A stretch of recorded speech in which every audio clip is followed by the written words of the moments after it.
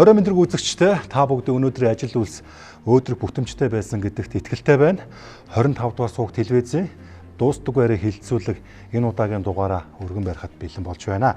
За тэгэхээр 2026 он хэдийн талдаа ороход ойрхон боллоо. Нийгэм улс төрийн амьдрал үргэлжилсээр.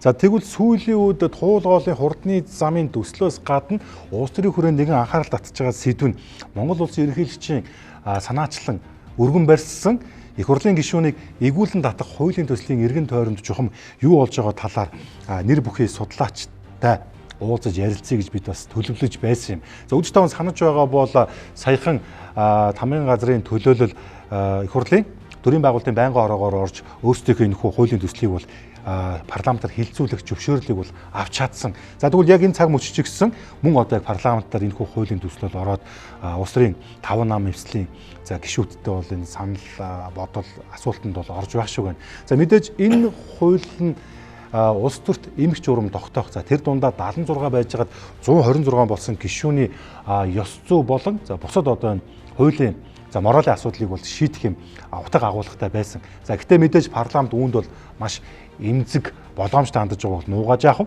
За тэгвэл бид яг 90 минутын хугацаанд нэр бүхий 4 судлаач хуульчийн хамтаар энэхүү асуудлын эргэн тойронд чухам юу болж байгаа талаар нээлттэйгээр үзэл бодлоо илэрхийлье гэсэн юм а.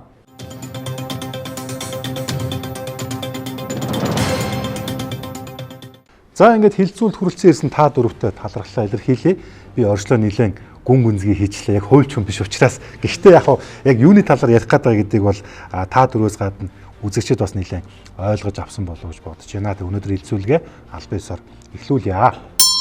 За өнөөдөр манай хилцүүлгийн зочноор Дамд Аржаагийн Шилхааж яв. Монгол улсын гавьяат хуульч, ардын их хурл, улсын баг хурлын гишүүн, үндсэн хуулийн цэцгийн гишүүн асан. Дондовын Ламж яв. Монгол улсын гавьяат багш, ардын их хурл, улсын баг хурлын гишүүн асан. Октябрийн Баасан хүү. Улсын их хурлын гишүүн асан, улс төрч, хуульч, өмгөөлөгч. Чулууны Үлзий сайхан. Монгол улсын сургуулийн улс төр судлалын тэнхимийн багш асан, улс төр судлаач, доктор, профессор. Тавуулаа ажилдаа өрнөх шуур халан орой. Цаг бага байгаа учраас. Учир юу гэвэл энэ маш том сэдв. Нөгөө талдаа та дөрөв маань нэлээд ярддаг төрлийн улсууд учраас 1 секунд ч дойлчос бидэнд их тийм харам байгаа шүү. За тэгээд энэ дэлгэсэн дээр бол яг энэ хилцүүлэгтэй холбоотой фактууд, хүмүүстэй хэлсэн үг одоо юу гэдгийг бүгд л хөвөрж өнгөрнө. Энийг бол яг та хэд маань харангаас ярьж болно. За тэгэхээр Иргэн Ламж уу. Би таныг одоо нөгөө урдны депутатгаас илүүтэйгээр иргэн гэдгээр нь тодтох юм. За нэг юм хуулийг төрийн тэргүүн санаачлаад өргөн барьсан. Би харахтаа бол ухнаагийн хөрцөөхөөс илүүтэйгээр ерөнхийлөгчийн тамгын газрын институт гэдэг том аппаратаар нь би харж байна. За хуулийн төслийг бол өргөн барьсан, төрийн байгуулалтын байнгын ороод эндсэн, одоо парламентаар орж байна. Энэ яг цаг үеийн олсон хуулийн төсөл мөн үү? Улсын хурлын гишүүн болгондоо үндсэн хууль зөрчсөн гэсэн цэцгийн шийдвэр гарсан. Тэр шийдвэрийн маань одоо асуудал үргэлжлээд байгаа байхгүй юу? Тэрнийг одоо улсын их хурлын зүгээс хэр зэрэг зохистой шийдсэн бэ гэдэг асуудал нь үргэлжлээд одоо ингэ яваад байгаа. Тэгэхээр би бол энд юухээр энэ үндсэн хуульд байгаа ноцтой алдааг суур алдаа байгаа юм. Тэр суур алдааг бол засахгүйгээр асуудлыг шийдэхэд хэцүү. Тэгэхээр би энд нэг файл авчирсан байгаа. Тэр суур алдаа нь юу юм? Тэрнийг харуулах цаг ирэх баг. Гэхдээ ерөнхийлөгчийн санаачилсан хуулиуд аргагүй улсын их хурлын гишүүдийн эсрэг гүйцэлтэй бол зүй ёсоор гарч байгаа. Тий. Энийг бол үндэслэлтэй байгаа эсрэг үүсэж байгаа. За, үргэлжлүүлээд ярина. Доктор Үлзий сайхан. Яг энэ асуудлаараа тийм. Энэ хууль цаг үеийн олсон та юу гэж бодож байна? За цаг үеийн гарсан авахгүй болсон Ламжууган хэлдгээр бол одоо болгонтэйгийн асуудал за тэгэл дараад нөгөө засгийн газар хэрхэн яаж огцорсон бай дээр нарагийн асуудал энэ төр гэл ингээл зөндөө олон асуудал ингээ хөөрөө явчлаа шүү дээ тий. За тэгэнгүүт ерөнхийлөгч бол энэ бүх алдааг л засах гэж хичээж энэ хуулийн төслийг ер нь бол оруулж ирсэн. За тэгэхдээ ерөнхийдөө нийгэмд энэ яагаад хэрэгцээтэй юм шиг гарч ирээд байгаа вэ гэхээр чинь өөр энэс ноцтой их асуудлууд байгаа байхгүй тий. Одоо иргэд ингээл бүгдээрээ өсөн хүлээгээл яадаг энэ нийгэм ч одоо хизээ яаж өөрчлөгдөх юм бэ гэдэг нийгмийн асар их хүлээлт байгаа. Бүр энэ бол зөвхөн их хэмжээний биш одоо нийгэмд ярин хүлээж байгаа тэр хүлээлт. Тэгэхдээ ерөнхийлөгч бол яг энүүн дээр тулгуурлаж энэ алдааг засгасан юм шиг байдлаар юу одоо энэ хуулийн төслийг санаачилж гаргаж ирж байгаа. Тэгэхдээ юмд нөгөө нэг цаана бас нэг шалтгаан гэж нэг юм байна шүү. Яг энэ хуулийг яг одоо яагаад гаргаж ирсэн бэ гэдэг. Тэгэхээр энэ нь бол за миний харж байгаагаар улс төр ч өөр ингээл дандаа өрсөлдөөний асуудал явж байна шүү дээ тийм ээ. Олон гцөөнх одоо тэр нь аль намд байгаа байхгүйгээс ингээ хамаарахгүйгээр л олон гцөөнх болоод л яваад байгаа. Тэгэхээр яг энэ дээр бол нөгөө цөөнхийн асуудлуудыг тодорхой хэмжээгээр нэг дарах гэсэн тийм одоо нэг шалтгаан шиг юм надад бол ажиглагдаад байгаа тий.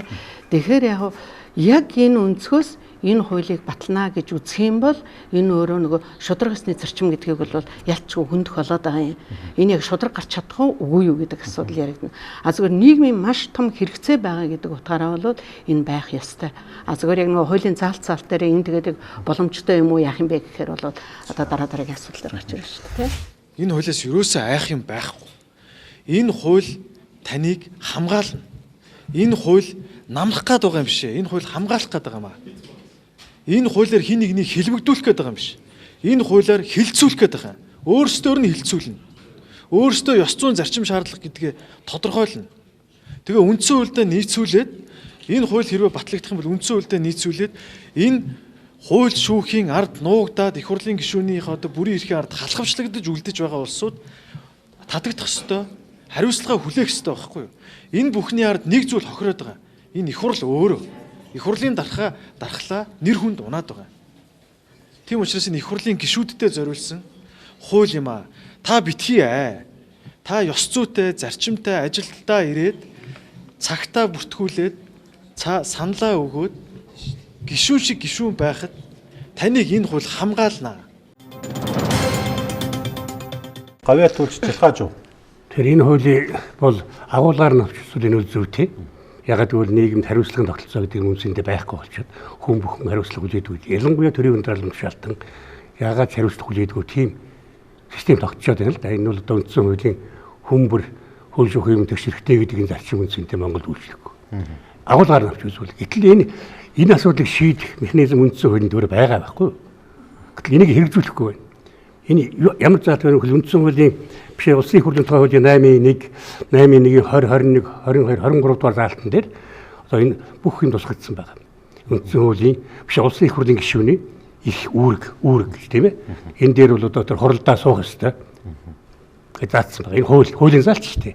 Мөн одоо тэр ёс зүйн зарчмыг ягшлал баримтлах ёстой гэдэг нь улсын их хурлын гишүүн ёс зүйн дүрмийг баримтлах ажиллах ёстой. Энэ хуулиар бас үүрэг. За энийг зөрчивөл гомдол гарах их нь ерөнхийлөгчч байгаа, бас ерөнхий сайдч байгаа, засгийн газрын гишүүдч байгаа, их хурлын гишүүд бүгд нь байгаа. Иргэндч байгаа. Гэтэл энэ юусаа гаргахгүй байна. Энэ хуулиар хүлээсэн үүргээ нөгөө төрийн өндөр энэ үндсэн хуулийн тэр 64 дугаар зүйл 2 дээр бол иргэдэд өргөдөл гаргах хэрэгтэй. Төрийн албан тушаалтнууд бол хүсэлт гаргах хэрэгтэй гэж. За энэ иргэдэд бол эрх олгож байгаа. Төрийн энэ өндөр албан үндсэн хуулийн байгууллагуудын тэргүүнүүд бол үүрэг болгосон. Энэ хоёр заагтай байхгүй 66 дугаар зүйл энэ тэр хоёр гэдэг нь. Гомдол одоо энэ төрийн өндөр албан тушаалтнууд хууль зөрчих юм бол төрийн өндөр албан тушаалтаас хэн гомдол гаргах вэ гэж ерөнхийдөө гомдол гаргаж болно. Ерөнхий сайд засгийн газрын гишүүн хэлээд бүгд гомдол. Гэтэл үндсэн хуулийн системд гомдол гаргасан гомдлыг үзэх юм бол энэ 30 хэдэн жилийн хугацаанд эднээс гомдол гаргасан хүн байна уу? Хэд байна уу? Намайг үндсэн хуулийн цэцэн гишүүн 12 жил болоход энэ төрийн өндөр албан тушаалтаас үндсэн хуулиар зөрчиж хамгаалах гэж гаргасан юм бол байхгүй. Энэ ихэнх зүйлс ажиллахгүй байгаа байхгүй. Манайд нэг ийм нэг буруу зуршил тогтчоод байна. Үндсэн хуулийн дээр зохицуулагдсан юмыг хэрэгжүүлэхгүй мөртлөө за болохоо байхаар л нэг хууль бичдэг. Энэ бол тийм юм л явж байна гэсэн үг. Хууль чимгүүлэгч баасан хөө. За тэгэхээр Монгол Улсын үндсэн хуулийн 29-1-ийн одоо 4 дээр байдаг л да. Бүрийн эрхээ хэрэгжүүлэхдээ өргөсөн тангаргаасаа няцаж үндсэн хууль зөрчсөн бол түүнийг улсын их хурлын гишүүнээс эргүүлэн татах үндэслэл болно гэдэг. Мөн 2023 оны 5 сарын 4-нд шиг санаж байна. Төрийн албан агч ёсцсон тухай хууль гэж байгаа. Тэр хуулийн 16 дээр юу гэж байдаг вэ гэвэл бүр тодорхой үгээр нь би хэлээд өгсөн дээр баг гэж бодож байна. Тэн дээр юу гэвэл төрийн өндөр албан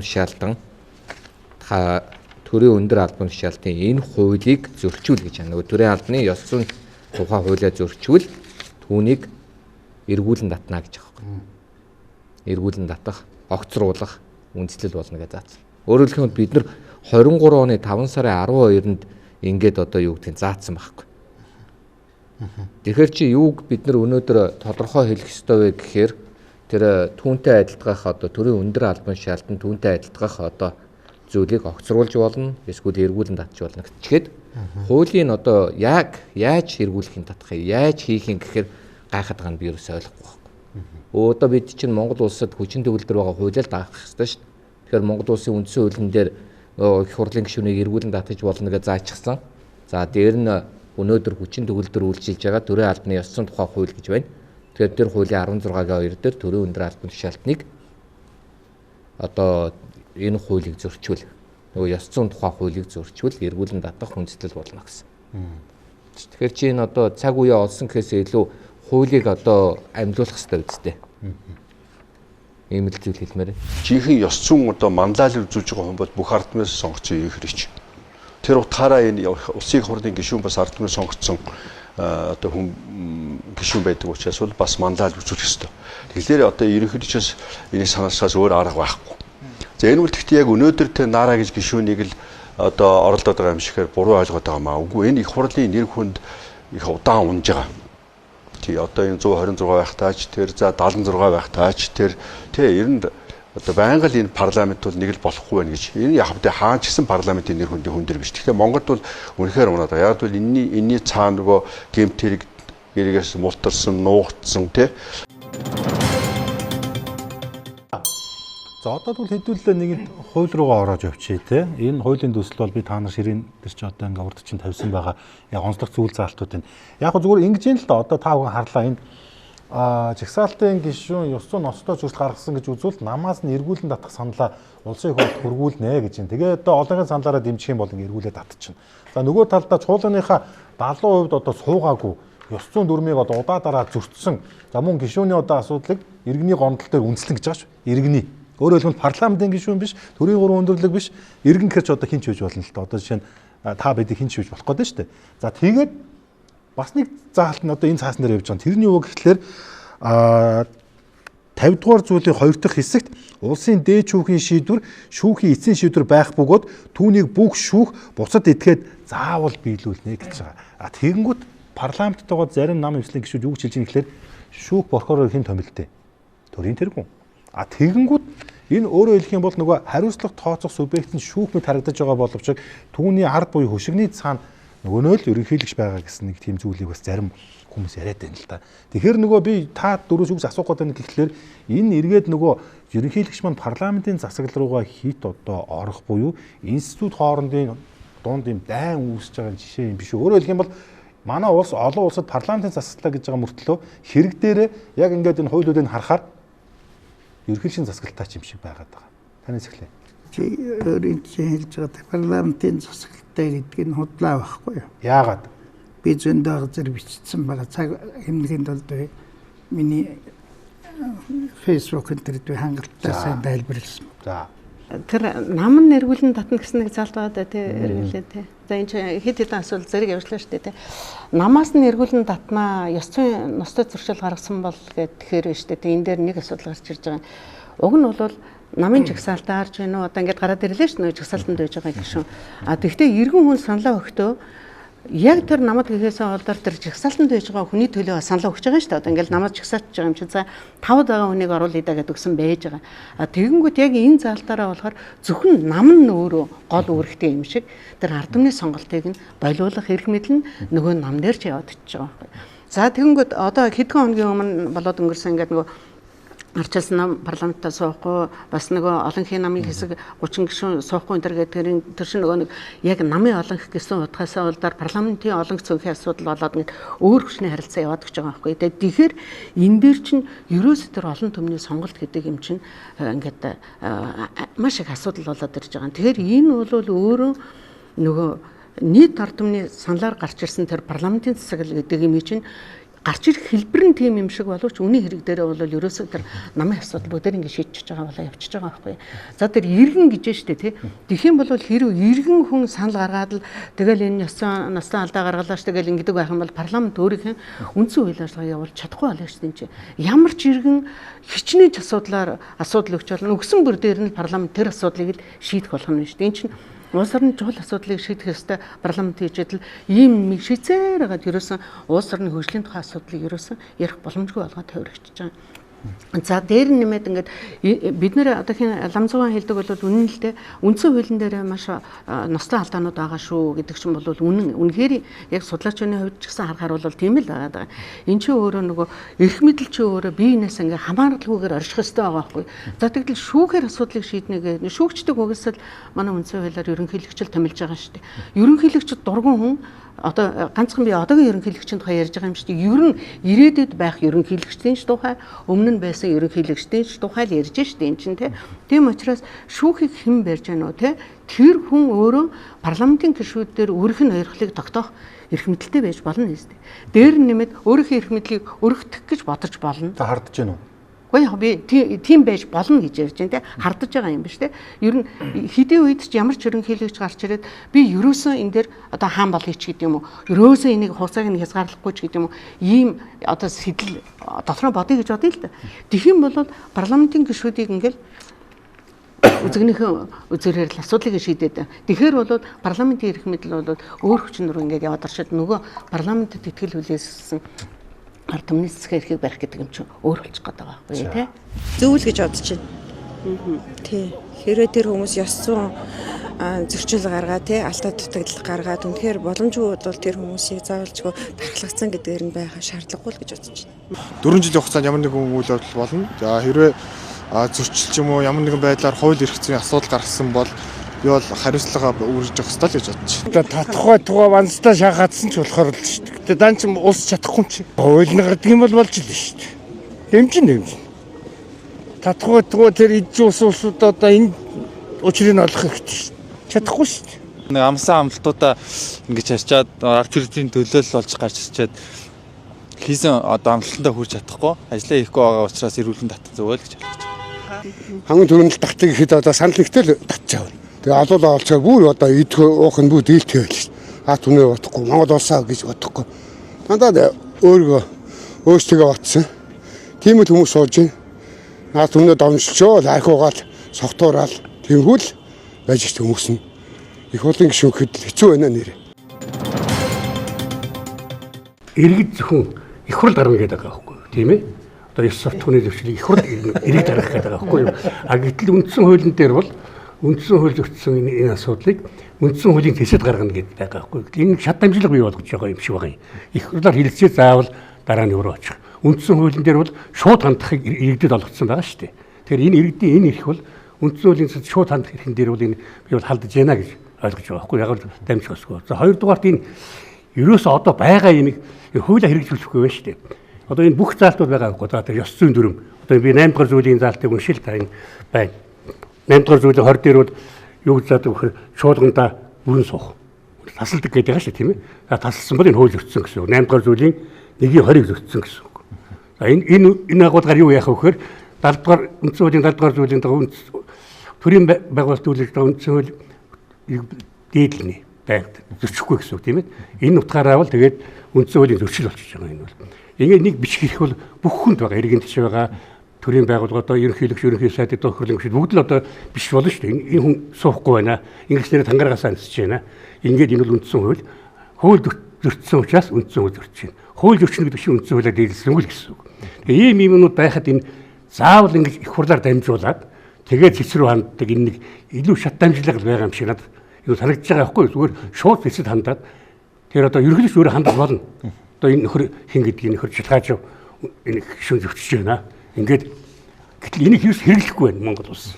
Одоо би хэллээ түр нэг их ховорхон одоо ерөнхийлөгчийн үндсүүлийн гаргасан гомдол, ерөнхий сайдын гаргасан гомдол гэж үзэх юм бол ерөөсө бараг байдаггүй. Би одоо 10 жил хүртэл бараг байгаагүй. Одоо хит гарсан юм гэдэггүй би сонсоход ер нь л байхгүй байгаа. Дээд шүүхийн дараа ерөнхий прокурор гэдэг одоо энэ үндсэн хуулийг хамгаалах үүрэгтэй энэ субъектүүдээс үндсэн хуулийг хамгаалах гэж гаргасан гомдол ер нь одоо ламж угаад иргэн ламж угаад одоо гомдол гаргадаг байлаа шүү дээ нэг хэсэг. Тэгээд сүүлдээ одоо бас нэг сая бол тэр юуны асуудлаар тэр их хурлын гишүүд гаргахшгуулаад бямцагт гишүүн билээ нөгөө сая маргааны асуудлаар энэс өөрөөр нэх олон гараагүй. За тэр ерөнхийлөгчийн юг 6 жил гэдгийг бас нэг гаргасан байх.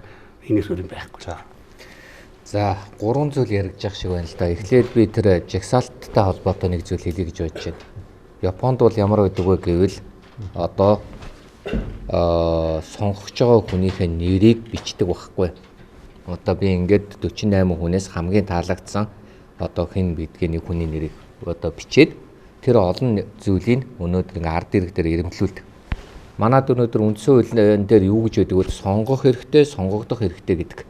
Тэгээ олон намын тогтолцоотой гэж. Хэрвээ олон намын тогтолцоотой тохиолдолд хизээч 48 дахь хүн сонгогдох хэрэг хэлж чадахгүй. Ер нь ч тийм байдаг. Хвчлэн 15 20 хүн нь аль нэг ялсан нам нь 15-аас 20 сонгогдоод үлдсэн 48 нь худлаа нэр бичигддэг гэсэн үг. Ийм учраас эн чинь нөгөө хаалттай байгаа энэ бол нээлттэй хаалттай гэж хэлдэг. Манайх бол хаачихдаг байхгүй. Нөгөө нэгсэндөө тэр 10 дугаар 48-ыг иргэдээр ирэмблүүлэхгүй гэж байгаа.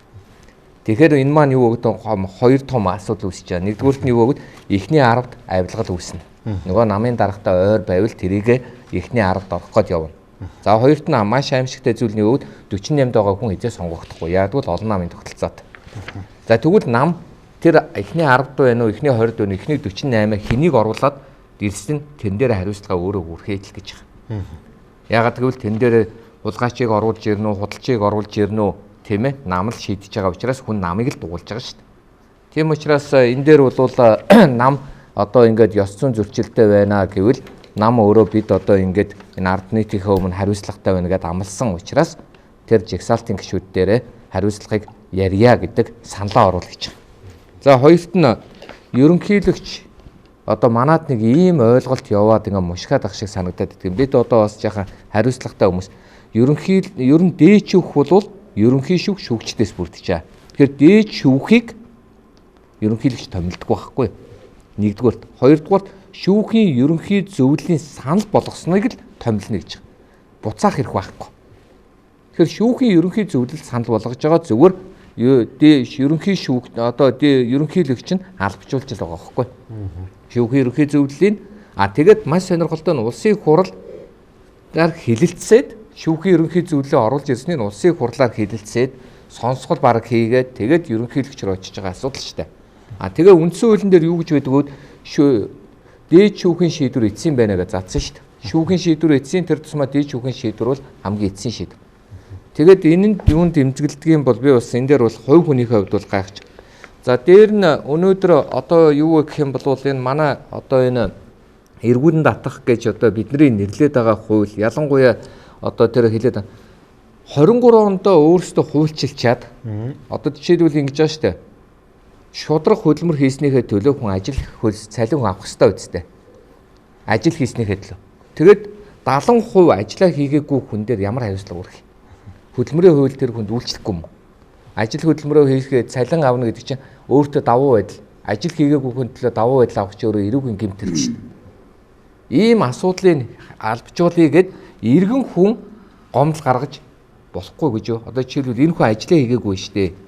Тэгээд цалингаа аваад байна шүү дээ. Болиулаад өгөөч. Би ажил хийдэг хүнийг оронд нь оруулмаар байна гэдгийг санал тавьж. Тэр би ганцхан үг хэлж уучлаарай. Ганцхан үг. Тэр нь ямар үг вэ гэвэл ийм үг байгаа шүү дээ. Бид нар өнөөдөр юу гэвэл ерөнхийлөгч тааллаар орно гэж байгаа. Тэгэхээр нөгөөх нь бол заавал орно байна гэсэн үг шүү дээ. Манайхын их хурлын гишүүн тааллаараа байх ёстой юм шиг ойлгоод байдаг. Үгүй. Улсын их хурлын гишүүн чуулгандаа заавал орно. Тэгэхээр 70% нь ороогүй хүн яах юм? Ерөнхийлөгч бол орч болно, орохгүй ч гэж болно тааллаараа байгээд тааллаараа тодорхой заачаад шүү дээ. Ийм л зүйл хэлээ. Монгол улсын ерөнхийлөгчөөс өргөн барьсан улсын хурлын гишүүнийг иргэн татах энэ хуулийн төслийг миний хувьд дэмжиж байгаа. Монголчууд төрийн сүлд өршөө, төрөм нь одоо сайхан байх болтугай л гэж залбирдаг ард юм. Тэр утгаараа одоо энэ Монгол улсын төр бол бас тийм сайхан зүйлээр дүүрэн байх ёстой, сайн хүмүүс тэнд ажилдаг байх ёстой гэж одоо хүмүүс үзэж байгаа. Тэр утгаараа одоо сошиал жанрын үг, үсэг, буруу хазгаа харилцаа хандлага гаргахаас ахуулаад хулгай зэлгийн авилгын хэрэгт орооцолж байгаа юм нөхцөл байдал байхгүй байх ёстой шүү дээ. Тэр утгаараа ер нь бол энэ хуулийг батлагдан гарснараа олон зүйлээс урдсан сэргийлэх боломжийг гишүүдэд олгож байгаа. Гишүүд харин хамгаалсан юм хууль болж байна гэж би харж байна. Иргэн Ламжуу. Яагаад нэр бүхий гишүүд гишүүдгээс илүү улс төрийн хүчингээ хэлсэн ч болно. Энэ хуульд их тийм болгоомжтой, төгшөөртэй хандж ийн гэж та харж байна. За нэг зүйлийг хэлье. Улсын хурлын гишүүнд нэр дэвшээд одоо нэр дэвшчихсэн тохиолдол сонгуулийн ерөнхиөр одоо бүртгэгдсэн тохиолдол байна шүү дээ. Нэр дэвшигч бол хамгаалтанд ордог. Нэр дэвшигч. Тэгээд их хурлын гишүүнээр сонгогдсон бол ялгаа байхгүй. Тэр хамгаалт нь хэвээр үргэлжлэн шүү дээ. Тэгэхээр энэ дээр нэг энэ чинь хэдэн он 16 оны сонгуулийн үед юм уу? Баахан одоо ерөнхий сайд нөгөө баахан нэр дэвшигчдийг 16 оны сонгуульд нэр дэвшигсэн юмнуудыг хуулийн байгууллага шилжээ мөрдөөд тэгээд юу гэхээр нэмдэрж гишүүн хэлжсэн улсын их хурл таарцсан одоо надад чинь мөрдөж болно гэж телевизээр өр мэдгэжсэн. Тэгэхээр энд бол айгүй том зөрчил үүссэн байна. Нэгэн тал одоо нэр дэвшсэн бол хуулийн хамгаалтанд орж байгаа. Тэгээд их хурлын гишүүн болцсон бол бүр батлагдлаа. Тэрнийг бол мөрдөх ёсгүй. Тэгэхээр энэ асуудлынхаа үүднээс бол их хурлын гишүүнийг одоо шууд юу гэх юм арга хэмжээнд тооцох гэдэг нь үндэслэлгүй байгаа байхгүй. Одоо тэр хулгайч уснаас мөрдөх ёстой гэж нэг юм их сэтгэл хөдлөөр ярих чинь бол их хурл дээр шүүхийн асуудал ярихгүй. Юу гэх мөрдөн байцаалтай асуудлыг их хурл дээр ярихгүй гэж хэлээд байгаа. Тэр амар санаа гишүүний байшуурууд маш үндэслэлтэй байхгүй. Тий. Та энэ дээр бодлоо. За энэ дээр ч бас нэлээд ярихаар юмнууд байдаг юм байлээ. Яг нь шудраг ёсны онол гэдэг юм л энэ дээр түлхүү ярмаар юм шиг санагдсан л да. Яагаад одоо цөөх болж байгаа ч юм уу те тэр хэсэг энэ дээр илүү их тийм реакцлаад байгаа юм бэ гэдэг л асуудал юм шүү дээ те. Тэгэхээр угаасаа тэр шудраг байгаа гэсэн тэр ихтгэл үнэмшил тэр хүмүүст байх ёстой. Одоо өөрөөр хэлбэл за энэ хуулийн заалтыг ингээд өөрчлөхөд бол яг угаасаа тэр систем өөрөө зөв ажиллаж байгаа юм чинь бие ч хохирохгүй, энэ ч хохирохгүй, олон холж байгаа талч хохирохгүй, цөөнх холж байгаа талч хохирохгүй. А бүх нийтээр ерөнхийдөө хожин штэ гэсэн тийм ихтгэл үнэмшил байх юм бол бүгдээ нэг дэмжих байсан. За гэтэл ингээд яг дэнслээд нөгөө хуулийнхаа заалтуудыг одоо байж байгаа хэрэгжүүлж байгаа тэр институтүүдээ бүгдээ ингэ тооцсон шүү дээ хүн л эмчин тооцож байгаа тий. Тэгэнгүүт хүнд илүү хохирол байна вэ гэдгийг бодож байна. За тэгэхээр бол за хэнийг сонгож аваад ер нь гаргачих болох юм гэхээр одоо нэг олон холоод байгаа талын гишүүнийг ер нь сонгож аваад гаргачих магадлал ер нь бараг байхгүй. Яаж хийж байгаа загаагүй юм байна сануулъя гэж өнгөрч нь. А жоохон таалагдахгүй энэ жоохон болохгүй байгаа гэсэн нөхрийг бол явуулъя гэх юм бол ялгамжтай үйлчлэж хараад байгаа юм уу? Ялгамжтай үйлчлэн. Угаасаа бид нар шүү дээ одоо ламжуугаасаа хэлээд шүү дээ манай үндсэн хуулийн дээр засах юмнууд их байгаад байгаа шүү гэдэг шүү дээ тий. Тэр чинь яг энэ дээр хэдийгээр яг улаан цайм гарахгүй ч гэсэн яг тэгж үйлчлэн. Тийм учраас тэр хохирч мэдэх тал бол энэ дээр юу байгаа одоо реакцлж байна. За би ч гэсэн ерөнхийдөө харна шүү дээ. За яах юм бэ? Над бол тэнд яг тийм бие хохирно гэсэн тийм сонирхол байхгүй. Бие хожно гэсэн сонирхол байхгүй. Би бол ерөнхийдөө ямар байл гэж бодож байна. Тэгэхээр бол тэдний эсрэг байх нь бол арга байхгүй. Бид нар ерөнхийдөө систем маань өөрөө яг тэгшэрхийг нь хангадаг ямар ч бүлэг хожих боломжтой, нийтээрээ хожих боломжтой тэр системийг өөрсдөө бид нар бий болгосон бол энэ өөрөө явах байсан. Яг тэгж л байна. Улсын их хурлын тухай хууль үндсэн хууль хоёр хоорондоо зөрчилдөж байгаа энэ асуудал чинь одоо яах ёстой юм бэ? Цаашдаа хэрэг ёстой юм бэ? Ямар нэгэн авилга албан тушаал эсвэл одоо гэмт хэрэг шүүхийн байгууллагаар эцэлэн тогтоогдсон бол тэр их хурлын гишүүн татагдчих чадахгүй байгаа шүү дээ. Яагаад тэр их хурл хуралдах ёстой гэдэг. Цэцгийн дээр цэц шүүхийн дээр шүүх болчиход байгаа байхгүй юу? Тэгэхээр энийг яах ёстой юм бэ гэдэг энэ хоёр хууль зөрчилдөж байгаа асуудлаа нэг тал руугаа гаргах ёстой. Энийг тэгтээ их хурл өөрсдөө энийг ерөнхийлөх шахаагүй, шаардаагүй тулгаж байгаа юм биш үү? Энд чи их хурлын бүрийн эрх өөрсдөө батлна. А бид нар бол үндсэн хуульд олгогдсон бүрийн эрхийн дагуу хуулийг санаачилж байгаа. Ерөнхий нөхцөлийг оруулж байгаа гэсэн үг. Ялгамжтай гэдэг нь бол ойлгогддог юм. Сая их хурлын шуулган дээр асууж байгаа нэг гишүүн. Яагаад зөвхөн их хурлын гишүүнийг ялгаж яваад байгаа төрийн өндөр албан тушаалтнаас тийм ээ эргүүлэн татах, огцруулах олон албан тушаалт юм байна тийм ээ. Засгийн газрын гишүүд, ерөнхий сайд, ерөнхийлөгч, дээд шүүхийн ерөнхий шүүгч. Энтрийг эргүүлэн татах, огцруулах асуудал яагаад орж ирэхгүй? Зөвхөн их хурлын гишүүнийг орж ирээд байгаа. Тэгэхээр энэний цаана бол бас энэ бол зөв асуулт. Тэр их хурлын гишүүн энэ асуулаа нэг тэмүүлжийн асуулаас яаж хаад энэ комоор нь оруулж ирэх хэрэгтэй. Өнөөдөр Монгол зөвхөн их хурлын гишүүд л болохгүй байгаа асуудал биш байхгүй юу тийм ээ? Ёс зүггүй галдаа гаргадаг одоо юу гэдгийг яадаг гэдэг шиг энэ засгийн газрын төрийн өндөр албан тушаалтнууд бүгд л одоо хариуцлага хүлээхгүй байна шүү дээ. Тэгэхээр энэ бүх асуудлуудыг нэгмөр оруулж ирэхгүй яасан юм бэ? Ингээд харахаар бол энд яа харахгүй нэг ноо байгаа нь бол цаана. Тэр ноо нь юу юм? Тэр ноо нь бол их хурлын гишүүд бүгд нь орохгүй өөрийнх нь толгоогоор ажиллаж байгаа их хурлын гишүүдийг шүд авч байгаа юм шиг сугуулах татах гэсэн юм л юм явж гэнэ гэж ярьж байгаа бол би бол энийг хардах хэрэгтэй юм чинь хардлага байж болно шүү дээ тийм ээ. Энэ зүгээр эргэн үний хардлагатай эсвэл энэ улс төрийн хүрээнд юм хардлага байгаа юм уу? Улс төрийн хүрээнд байна эргэн үнийч одоо миний хувьд бол хардлага байна. За тэгвэл та өөрөө аргумент хэлнэ. За тэгэхээр бид нар дахиад хуулийг харах хэрэгтэй байгаа юм л да. Ер нь бол альва хүн бүрд хууль тэгш үйлчлэх ёстой тийм ээ. Монгол улсын үндсэн хуулийн 29-ийн 4 дээр ганцхан их хурлын гишүүнийг эргүүлэн тогтоох үндслэлийг гээд заасан учраас зөвхөн их хурлын гишүүнтэй холбоотой хууль санаачлагдлаа гэж би ойлгож байгаа. Хоёрдугаарт нь үлзий баяр докторын би болгоомжлыг ойлгож байгаа. Яагад гэвэл Монгол улсын үндсэн хуулийн 29-ийн 2 дээр байгаа заалтыг хэрэгжүүлэх ба. Тэр нь ямар заалт байгаа вэ гэхээр улсын их хурлын гишүүний халдашгүй байдлыг хуулиар хамгаална гэдэг. Өөрөөр хэлбэл тусдаа хууль гаргах хэрэгтэй байхгүй юу? Гэтэл тэр тусдаа хууль гарахгүйгээр 2025 оны 5 сарын 12-нд улсын их хурлын тухай хуулийн 41-ийн 7 гэдэг залтыг оруулад энийг бол хуулиар хамгаалчлаа гэж яриад байгаа байхгүй. Гэтэл тэр 41-ийн 7 дээр 3 том асуудал гараад ирсэн. Нэгдүгüүрт нь юу гэвэл эрүүгийн хэргийг одоо улсын их хурлын гишүүнээс зөвшөөрөл авч иж эрүүгийн хэргийг шалгах гэж байгаа. Хоёр дахь том аюул нь юу гэвэл шүүхээр гин буруугийн дэнслэх гэж байгаа бол дахиад улсын их хурлаас зөвшөөрөл авч иж шүүхэд үг гэж байгаа. Гурав дахь маш ноцтой зүйл нь юу гэх юм бол ерөөсөө улсын их хурлын гишүүн захиргааны зөрчил гаргасан ч байна уу, эрүүгийн гэмт хэрэг хийсэн ч байна уу, улсын их хурл зөвшөөрөөгүй тохиолдолд тэр хүнд хариуцлага үүргэхгүй гэж байгаа. Гэтэл Монгол улсын үндсэн хуулийн дээр хүн бүр хууль шүүх юм тэгш байхаас гадна эрүүгийн альва хэргийг зөвхөн эрүүгийн хэрэг хянан шийдвэрлэх тухай хуулийн хүрээнд, хуулийн процессын дагуу хийгдэх ёстой. Өнөөдөр улсын их хурлын гишүүнийг мөрдөх боломжгүй болсон, нэгжих боломжгүй болсон, байцаах боломжгүй болсон, дуутах боломжгүй болсон, хамгийн сүүлд яллах дүгнэлтийн өгөхийн тулд заавал их хурл руу энийг оруулж ирэх гэж. Тэгэхээр ийм хуулийг халдашгүй гэдэггүй байхгүй юу? Халдашгүй байдал гэж юу вэ гэдгээ одоо бүгдээрээ хуульчлаа гэд үндсэн хуулинд заачаад ахад нөхдүүд эрүүгийн хэрэгээр намайг ингэ байлгаад байвал шалгахгүй байгаад байвал энэ маань халдашгүй гэж. Ингэж болохгүй шүү дээ. Тийм учраас би бол нэгдүгээр нь хууль батлагдаагүй гэдгээрээ яахан болгоомжлох байхыг үсэхгүй ч гэсэн одоо байгаа хууль нь эднийг зүгээр одоо нөгөө гахаад дав эрэхтэй гэдэг тэр боломжийг өчжээ гэж харж байна. За. Чи хууль ингэж ярихгүй шүү дээ.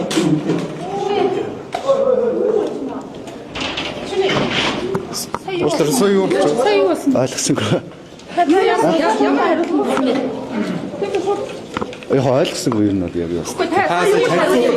Тэгээ танилцуулгыг засаг дарга нь ойл орлоо гэсэн. Ойл орж гэсэн хүндэтгэл хамт юм гэсэн. Тэгээд би 0 орчлоо гэж тайлбарсан. Тэгээд томроод гарна л 0 орсон шүү дээ гэжтэй. Тэнгүүд гар. Сая тэгээд цамд авч байгаа юм уу? Тэгээ гарын гэж хэлээд гар хэрэгсээ юм бүрсээ татсан. Харин тий. Та энэ хэлцүүл ирэхээс өмнө энэ нэг слайд юм уу файлыг гаргаад өгөөч гэсэн. Тий. За маа та энэ указка ав. За энийг та тайлбарлаа. Энэ ингэж байгаа. Тогтолцоодоо итгэсэн. За та өөрөө. Бид нар бол үндсэн хуулийн одоо ийм тэм дутагдaltaй гэдэг шүүмжилдэг боловч үндсэн хуулийнхаа тогтолцоонд итгэж ажиллах хэрэгтэй юм аа. Тий.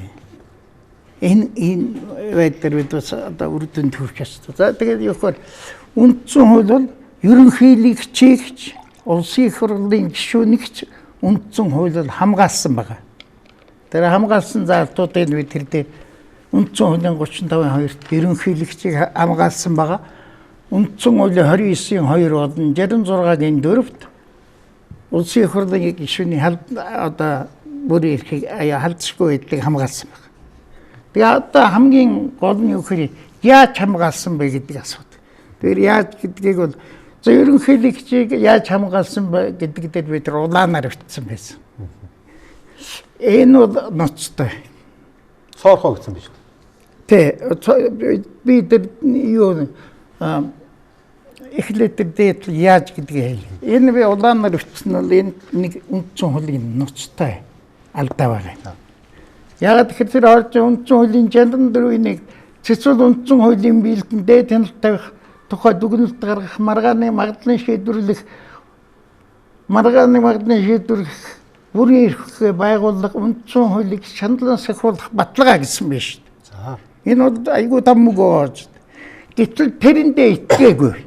Яаж гэхээр үндсэн хууль одоо ерөнхийлөгч дангаргаасаа няцаад одоо үндсэн хууль зөрчсөний үндсэн хуулийн цэц тогтоосон бол улсын их хурлын чуулганд оролцсон гишүүдийн 3/2 нь зөвшөөрөх юм бол огцруулна. 3/2 нь.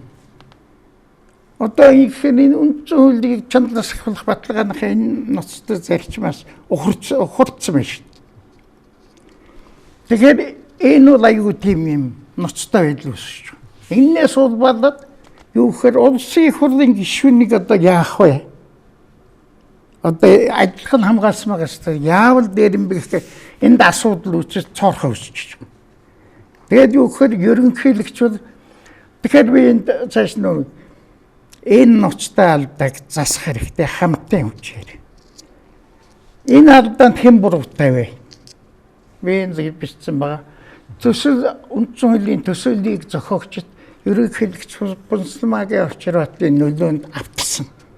Тэгэхээр юу гэхээр бид цаашдаа яах ёстой гэхээр мэрэгжлийн түвшинд одоо төсөл зохиох баг бол улс төрчийн нөлөөнд автахгүй байх. Ад нийтийн санал асуургаар эцэстэн төсөл боловсруулалтыг улс төрчдийн нөлөөнд автахгүй байх. Тэгээ төсөл сайн боловсруулах нь шүү дээ. Мэргэжлийн түвшинд. Одоо энэ төслийг ад нийтийн санал асуургаар эцэслэн батлах ийм горим шилжих ёстой. Энэ бол бидний энэ гаргасан алдаас авах сургамж юм. Тэгэхээр энэ улс төрийн хүнд нөхцөлд үүссэн цоргох нөгөх зорилгоор ерөнхийлөгч хүрэлцэх хууль санаачилсан. Тэгэхээр энэ улсын их хэрэг дээр зүй ёсны үндэслэхий эсвэргүүцэлтэд тулгарч байна. Монголчууд үндсэн хуулийнхаа тогтолцоонд итгэн хамтын хүчээр суур алдаанаас тэр дээр хэлснэг суур алдаанаас үүдэлтэй энэ цорхыг нөх дараах дөрвтэй хөлбөрийг санал болгож байна. За 35-2-т дийлэнх олонхын гиснийг олонхын гэж өөрчлөх. Үүнээс салжгүй хэсэг болох улсын их хурлын гишүүнийг эгүүлэн татах үндэслэл байгааг цэц тогтоосон бол тухайн гишүүнийг огцсон тооцно гэсэн шин шийдвэр гаргах. Энэ буц субъектууд байгаа шүү дээ. Буц субъектууд эднийг нэг яах вэ?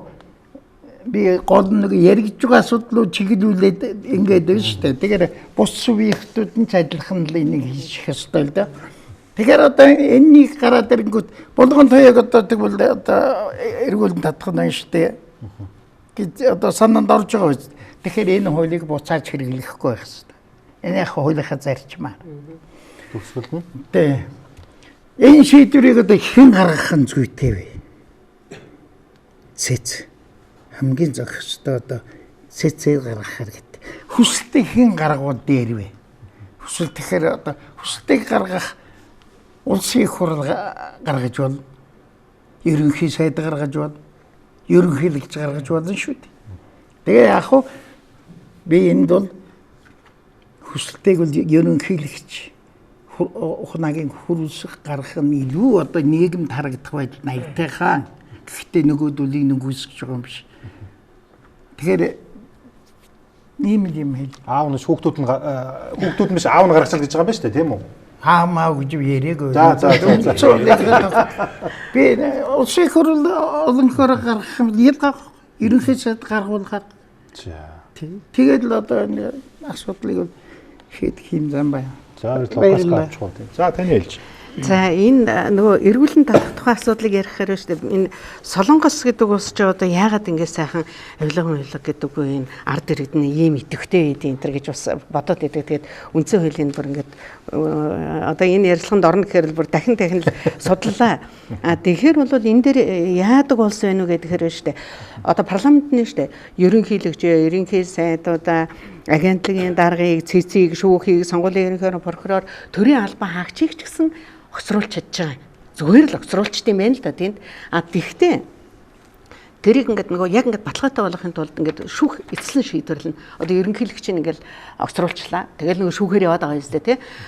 Тэр хооронд нөгөө албан тушаалын ингээд тэр хүн эрхлэхийг төдөлзүүлчихэж байгаа.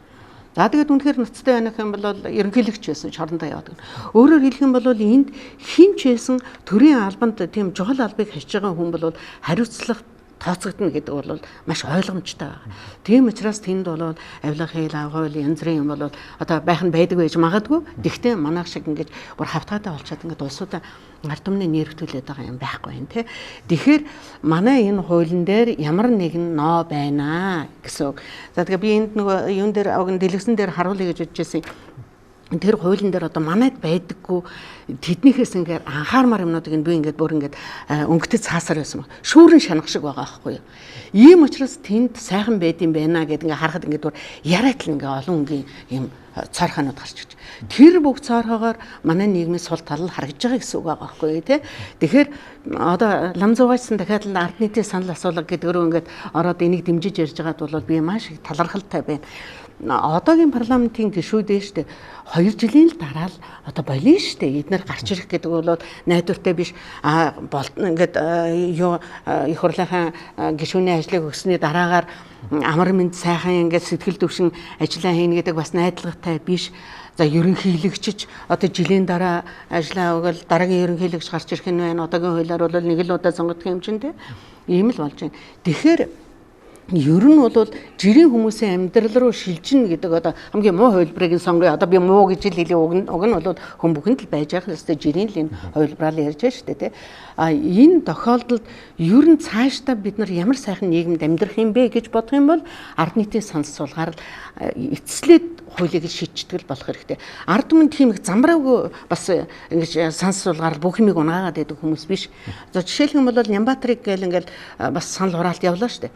Одоо хэдэн өдөр явж байгаа 30 хэдэн мянган хүн л гарын үсэг зурчаад байна шүү дээ. За нэг 100 мянган хүн болоод ирэх юм бол парламент руу оруулна ч гэдэг юм уу. Ийм асуудал байх байсан чи 30 хэдэн үрчээд цаашаа нэг явахгүй байна гэдэг үг. Заримдаа олонхын зөв биш үж болно те. Олонхын зөв биш байж болно те. Тэгтэл хилцэх боломжтой.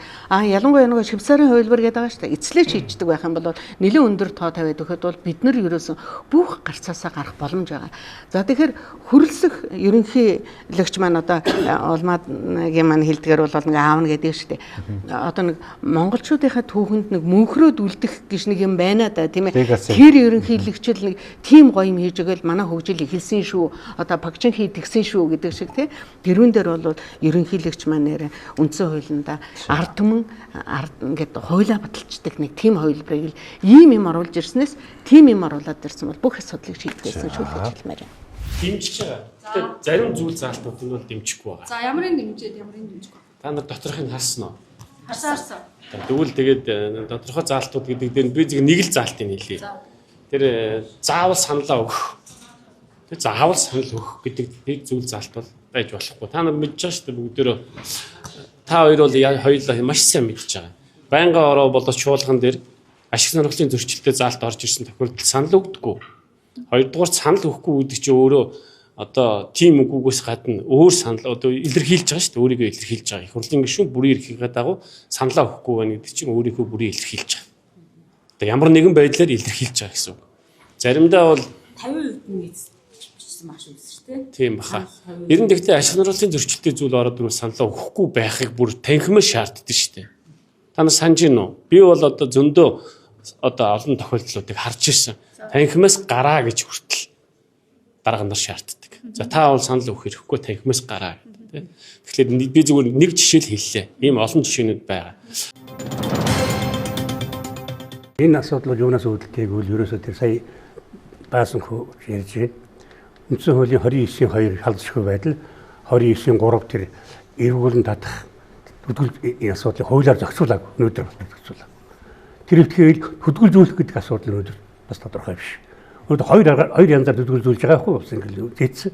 Тэгээд прокурорын хүсэлт гэдэг. Тэгээд одоо тэр юунд дээр ярьжсэн одоо 10-аад гишүүнийг хөдөлгөөлсөн байдгийн байна. Одоо Монгол парламентын энэ түүхэнд. Тэгээд тэрнээс дөрвийг нь бол эргүүлэн татсан байдгийн байна, тийм ээ.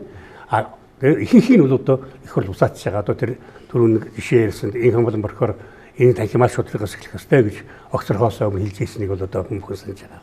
Тэр энэ юм зохицуулах ёстой байхгүй юу? Халдшгүй байдал гэдэг хязгааргүй тавьж чаддаг юм. Зөвхөн ирээгүй хариуцлагаас нухтаалгах нэг тийм ил халдшгүй байдал гэж ойлгох болсон биш. Гэтэл энэ бол одоо биш байхгүй юу? Халдшгүй байдал гэж одоо ерөнхийлөгчдөр л байдаг. Орон гэр ий тийм ээ. Ажлын өрөө энэ төр халдшгүй гэдэг ерөнхийлөгч уулын дээр бичсэн байгаа шээ. Тэр шиг их хурлын гишүүний халдшгүй байдал гэж яг юуг нь хэлэх юм бэ? Юу нь одоо тэр хуулийн хэлтийн байгууллагуудаас хамгаалагдсан байх хэрэгтэй юм. Юу хуулийн хэлтийн байгууллагууд нийлдэг байх хэрэгтэй. Одоо прокурор хичнээн хүсэлт тавиад төдөлзөглөхгүй байна шүү дээ. Инхээр бол энэ улсын их хурлын тухай хуулийн тэр 8 дугаар зүйл дээр заасан тэр бүх юмуд хэрэгжихгүй. Эндээс нь тодорхой заасан байхгүй. Ёс журмаа баримтлаагүй бол тэр хуралдаа суугаагүй бол ингээд энэ бүх юм чинь тэр 8 дугаар зүйлэн дээр одоо байж байгаа заалт. Их хурлын. Энийг хэн хэрэгжүүлэх ёстой вэ гэхээр одоо өмнө нь үндсэн хуулийн дээр заасан тэр хэдэн субъект биш үү? Гомдол гарах, хүсэлт гарах хэрэгтэй. За иргэдийг бол буруутгах болохгүй. Иргэдэд бол эрхийн болсон биш үүрэг хүлээлгээгүй. Тэр дээд шүүхийн ерөнхий шүүгч, ерөнхий прокурор, за засгийн газрын ерөнхий сайд, гишүүд, улсын их хурлын гишүүд, ерөнхийлөгчийн төвд бол үүрэг болгосон. Эдгээр юу гэхээр үндсэн хуулийн байгууллагууд бөгөөд үндсэн хуулийг хэрэгжүүлэх. Үндсэн хуулиар заасан тэр хүний эрхийг баталгаатай эдлүүлэх үүрэг хүлээсэн субъектүүд байхгүй. Тэгээд тэд нар бол үндсэн хуулийн төсөлд гомдол гаргах энэ асуудлаа тийм ээ. Бүрэн тийм эрхтэй биш үүрэгтэй болсон. Нэг ч хэрэгжүүлдэг байна. Тэгэхээр энэ төрийн энэ юунаас болоод одоо энэ хууль орж ирж байгаа. Түүнээс тэрд нар үүргээ биелүүлээд байсан бол энэ хууль гарах шаардлагагүй. Ерөнхийлөгч ийм хуулийн төсөл оруулж явах шаардлагагүй байсан. Гэтэл одоо хуулийн дээр байгаа юм. Хуулиа хэрэгжүүлэхгүй байж ахаад нэг хууль гаргадаг. Тэгээ энэ хэрэгжихгүй л яах юм. Ахаад нэг хууль гаргана тэгвэл тэр нь хэрэгжихгүй л яах юм.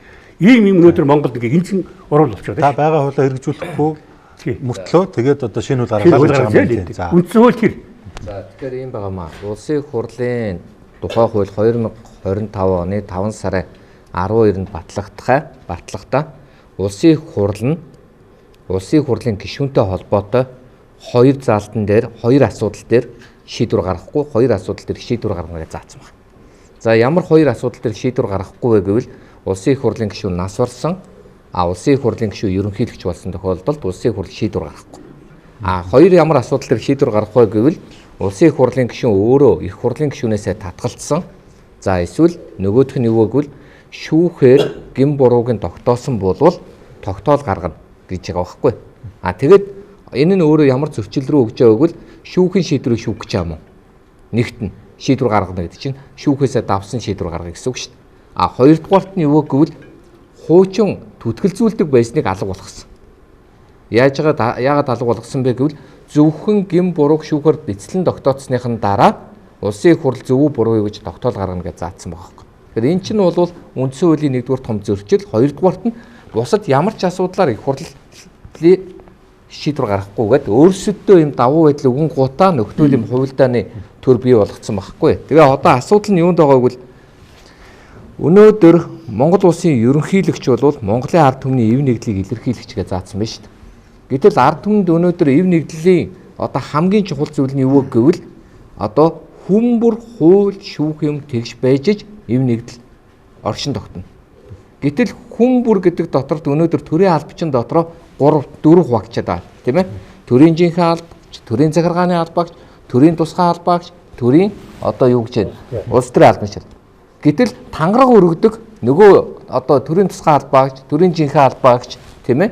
Эднэр бол тэр 2023 оны 5 сарын 12-ны хуулиараа 2023 оны 5 сар батлагдсан ёс зүйн тухай хуулиараа хариуцлага өрнө, ажлаас чөлөөлнө гэж заасан мөртлөө их хурлын гишүүнийг болохоор төрийн өндөр албан шалтан гэж хэлээд тэр нь болохоор ерөнхийлөгч байдаг юм ингэж хэлээд дээр нь тангаргаасаа нятсан бол үндслэл гэсэн хэрнээ нөгөө үндслэлийг хуульчилж өгөөг байхгүй. Тэгэхээр одоо энийг өнөөдөр ингэж тойруулаад хизээ байх уу, яаж байх уу, зөв байх уу, буруу байх уу гэхээсээ илүү өнөөдөр хуулийг амжуулахгүй мүү гэдэг л асуулт байгаа. Одоо яагаад энэ хуулийг амжуулж болохгүй байгаа юм бэ гэдэг асуудал байгаа. Тэр ёс зүйн тухай хуулиад тэгвэл хүчингү болгоё л доо. Энэ үндсэн хуулийнхаа 29-ийг одоо тэр хоёрыг хүчингү болгоё л доо. Тэгвэл их хурлын тухай хуулиараа л тэгэл эднэр маань ингээл жаргалтай наргагүй гэмт хэрэгхээ хийгээл тэгэл насан туршдаа их хурлын гишүүн болно гэж мөрөөдөө суйлцаа. Ийм л асуудал үүсэж байна. Энэ эргүүлэн татдаг хуультай болоо энэ их хурлын гишүүдийг сахилгажуулъя, хариуцлагажуулъя, ингийн тгий гэдэг саналуудыг их хурлын ээлж сонгуулийн үед бол иргэд сонгогчд маш их ярилцдаг боловч маш их ярьдаг тийм ээ санал дэвшүүлдэг боловч тэр нь эргээд их хурлын танхимд орж ирээд хэрэгждэггүй байсан. Энийг бол ерөнхийлөгч өөрөө зөв олж харсан. Тэгээ ерөнхийлөгч хөрөлцөх бол энэ чинь өөрөө 90 онд улс төрд орцсон. 2000 оноос хойш их хурлын гишүүн байсан. Бас татвар нь өөрөө энэ тоогонд буцалж ясан үний хувьд бол яг мэдрээд өнөөдөр энэ асуудлыг оруулахгүй бол дахиад оруулж чадахгүй гэсэн ийм л болгоомжлол бол тийм ээ. Ард түмний өмнө хүлээсэн үүргийнхээ дагуу ийм болгоомжлолтой байгаа учраас хуулинд нэмэлт өөрчлөлт оруулж байгаа гэж би ойлгож байна. За энэ хуулийн хамгийн түрүүнд эсэргүүц одоо хуулийн төслийг эсэргүүцсэн хамгийн анхны 3 энэ 3 байна. Үндэсний эрслийн тэргүү Номтой Баяр, ерөнхий сайд алсан Оюун Эрдэнэ, ерөнхийлөгч алсан Баттулга, гуруулай хурлын гишүүн. За одоо танад нэг сони юм харуулъя. Энэ хуулийн төсөл одоо яг нөгөө парламентод учрлыг нөгөө спикер байхад орж ирэхэд хамгийн түрүүнд ил тод эсэргүүцсэн нь ерөнхий сайд алсан Лувсан намсрын Оюун Эрдэнэ. Энэ хүн тавгийн томьёор оронгуудаа шууд л хэлсэн. Одоо би ерөөсөө ингэж энийг хэрвээ ингэх юм бол та нар харж бол 90-д зарлна гэж өөрөө бүр эфирт хэлсэн. Тэрч байтугай одоо та нар хардаа эсэргүүцэд Халбаатар жигсэн би ард түмэнтэйгээ хамчуу би бүр ингээ олон нийтийг босно гэж хэлсэн. Тэр одоо бичлэг байдаг байгаа. За тэгээ энэ дээр бүр нэг ноцтой хэлсэн. Тэрний үг гэхлээр хэрвээ одоо энэ ингээд ерөнхийлөгч ингээд энэ парламентаас ингээд савраа татахгүй бол гэж би жоо хар угаар хэлж шүү. Татахгүй бол энэ үндсэн хуулийн цэцэг даваад тийм үү? Импичмент буюу парламентын гишүүдийн саналаар одоо төрийн тэргүүнийг огцруулах дээр хүртэл одоо очиж шүү гэж энэ хүн хэлж байна л та. Тэгээ би түрүүн танаас асуугаад байна энэ л та. Энэ ерөнхийлөгч болон парламент гэсэн хоёр институт хоорондын ил тод болж байна. Хэдийгээр их барьж байгаа нам 68 боловч дотроо 38-30 хуваагдсан байгаа. Тэр ч утгаараа одоо сая их хурлын дарга ерөнхий сайдад томилох юу болов та нар харсан. Тэ? За тэгээд энэ чинь ардын намаас гадна дахиад 4 нам ивсэл байна. За тэгэхээр би юу гэж асуух гээд байна гэхлээр за энэ яах вэ? Энэ ингээ яг хямрал руу бүр бодтоор гусч орлоо шүү дээ. За тэгэхээр юу? Хуучин цагт бол намын тамга шоронд байх ёсгүй. Ийм зарчим үйлчилдэг байсан. Одоо цагт бол ард түмний мандат шоронд байх ёсгүй. Ард түмний солгосон мандат. Тэгэхээр энэ бол чухал зарчим л да. Тэгээ үхээр ерөнхийлөгчийн тангарагын үг бол үндсэн хуульд байгаа. Улсын их хурлын гишүүдийн өргөдөг тангараг бол тэрнтэй утга онц зөрөөгүй. Адилхан утгасан надад байна. Тийм учраас улсын их хурлын гишүүн тангарагаас нятсан гэдэг нь тогтоогдоогүй байхад улсын их хурлын гишүүнийг татна гэж одоо ингэж байгаа чинь аргагүй одоо үндэслэлтэй байхгүй. Улсын их хурлын гишүүнийг эгүүлэн татах асуудал бол цэцгийн оролцоог ерөнхийлөгч адилхан шүү дээ. Цэцгийн оролцоогоор цэцгийн одоо үндэслэл байгааг тогтоосон цэцгийн одоо дүгнэлтгүйгээр их хурлын гишүүний бүрэн эрхэд халдаж болохгүй. тангаргаас нийцнэ гэж байна шүү дээ. Өөрийнхөө өргөсөн тангаргаас. Тэгээ юу гэхээр одоо асуудал бол ингээд гэмт хэргийн тухай асуудал ярих юм бол одоо тэр чинь нөгөө мөрдөд газрууд нь ажиллаад асуудал байсан бол тэр нь нотлогдоод ирэхээр тухайн асуудал бол цэгцэлдэгдэн шүү дээ.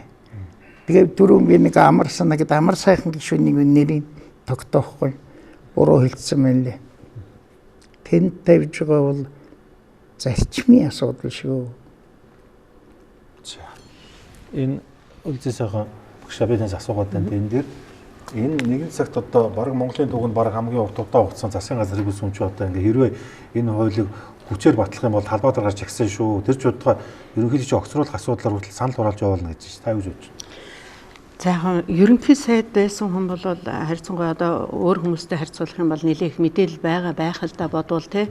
Тэгээд ингэж хэлж яахыг бодоход надад импичмент тооцоолгаар ч юм уу ямар нэгэн шалтгаан хэлэх юм бас байж магадгүй юм тааж мэдэхгүй байна. Гэхдээ яг нөгөө эсэргүүцээд яагаад эсэргүүцээд байна вэ гэхээр шүү дээ бид нар ингээд нөгөө ер нь альва систем дотор бол ингээд нэг тэгш байдлыг хангасан те бүгдээрээ адилхан шудраг байгаа шүү гэсэн тийм нэг итгэл үнэмшил байх юм бол бүгдээрээ тэрний ингэж нөгөө гарч байгаа дүрм журмыг ингээ мөрдөөд явна шүү дээ те. Гэтэл яагаад байна вэ гэхээр ингээд за эн чин системийн хувьд ингээд бүр нэлээд юм ганхуулахаар ингээд том өөрчлөлт орж ирэх нэ. Тэгэнгүүт бүлэг дус бүр эсвэл ингээд цонх болж байгаа гэсэн ингээд энэ бүгд чинь өөр өөрсдийнхээ за бид нар яах вэ гэдэг тооцож үзнэ. Тооцож үзэхээр хин нэг нь илүү хохирол амсахыг л ерөөсөө хүсэхгүй байхгүй юу те. Тэгэхээр магадгүй бид нар эндээс маш их хохирол амсах нь тэд нар ерөөсөө хохирохгүй юм байна штэ гэж ийм тооцоо хийх юм бол ерөөсөө хүлээж авахгүй төлөө аль болохоор л тэмцэн штэ эн чинь ерөөсөө л ингээл хүний ёсны юм байгаа үстэй те. Тийм учраас тэдний өөрсдийнхээ бүлэглэлийг хамгаалахын төлөө юм уу өөрсдийнх нь нөхцөл байдлыг аврахын төлөө хийж байгаа тэр байгалийн инстинктийг бол бид нар яавч няцааж чадахгүй. Тэр өөрөө хэр зэрэг шудраг байгаа юм бэ? Хинэн ч илүү алдахыг хүсэхгүй байна. Бүгдээрээ адилхан алдчихвэл окей. Эсвэл бүгдээрээ адилхан олж авчихвэл бүгдээрээ илүү даваа байдлыг олж авч байгаа юм бол окей. Ингмээр л байгаа байхгүй. Тийм учраас бол би хувьдаа энийг оруулж ирээд байгаа. Яг сайн болох гээд байгаа ерөнхийлөгчийг бол би окей зөвл гэж бодож байна. Тэгвэл яг энэ ч өөр оновчтой байгаа юу гэдэг дээр бол эргэлзэж байна. Яг энийг эсэргүүцэж байгаа оюурд нь ерөнхий сайдаас нь бол одоо оюурд нь гишүүний байдлыг бол ойлгож байна те. Яг тэгж илэрхийлж байгаа одоо ингээл жагсаал дээр тэгэн тэмцэн тэр гэж тэр хэлж байгаа үйлдэл нь бол яг алдаа байж болно. Тэгтээ бол цаана тэр хохиролтой харьцуулаад үзэх юм бол тэр алдаа ямар хөө төвшнийх вэ гэдгийг бид нар бас эрүүл ухаанаар үнэлэх ёстой баг тийм. Би бол ингэж штэ. Ерөнхийлөгчийн барьсан хуулийн үзэл санаатай бол нийцэж байна. Хэрэгжүүлэх арга зам дээр зөрчилдөд байна. Тэгэхээр энэ миний ч гэж ярихаа бойл. Энэ бол одоо яа харахгүй ажил амьдралдах асуудлаас ургаж гарч байгаа асуудал.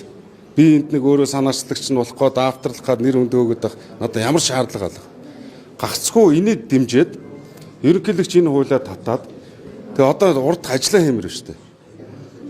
Энэ хууль агуулга нь бол зөв би дэмжиж байна. Их хурлын гишүүнд бол хариуцлагын асуудлыг бас байх ёстой.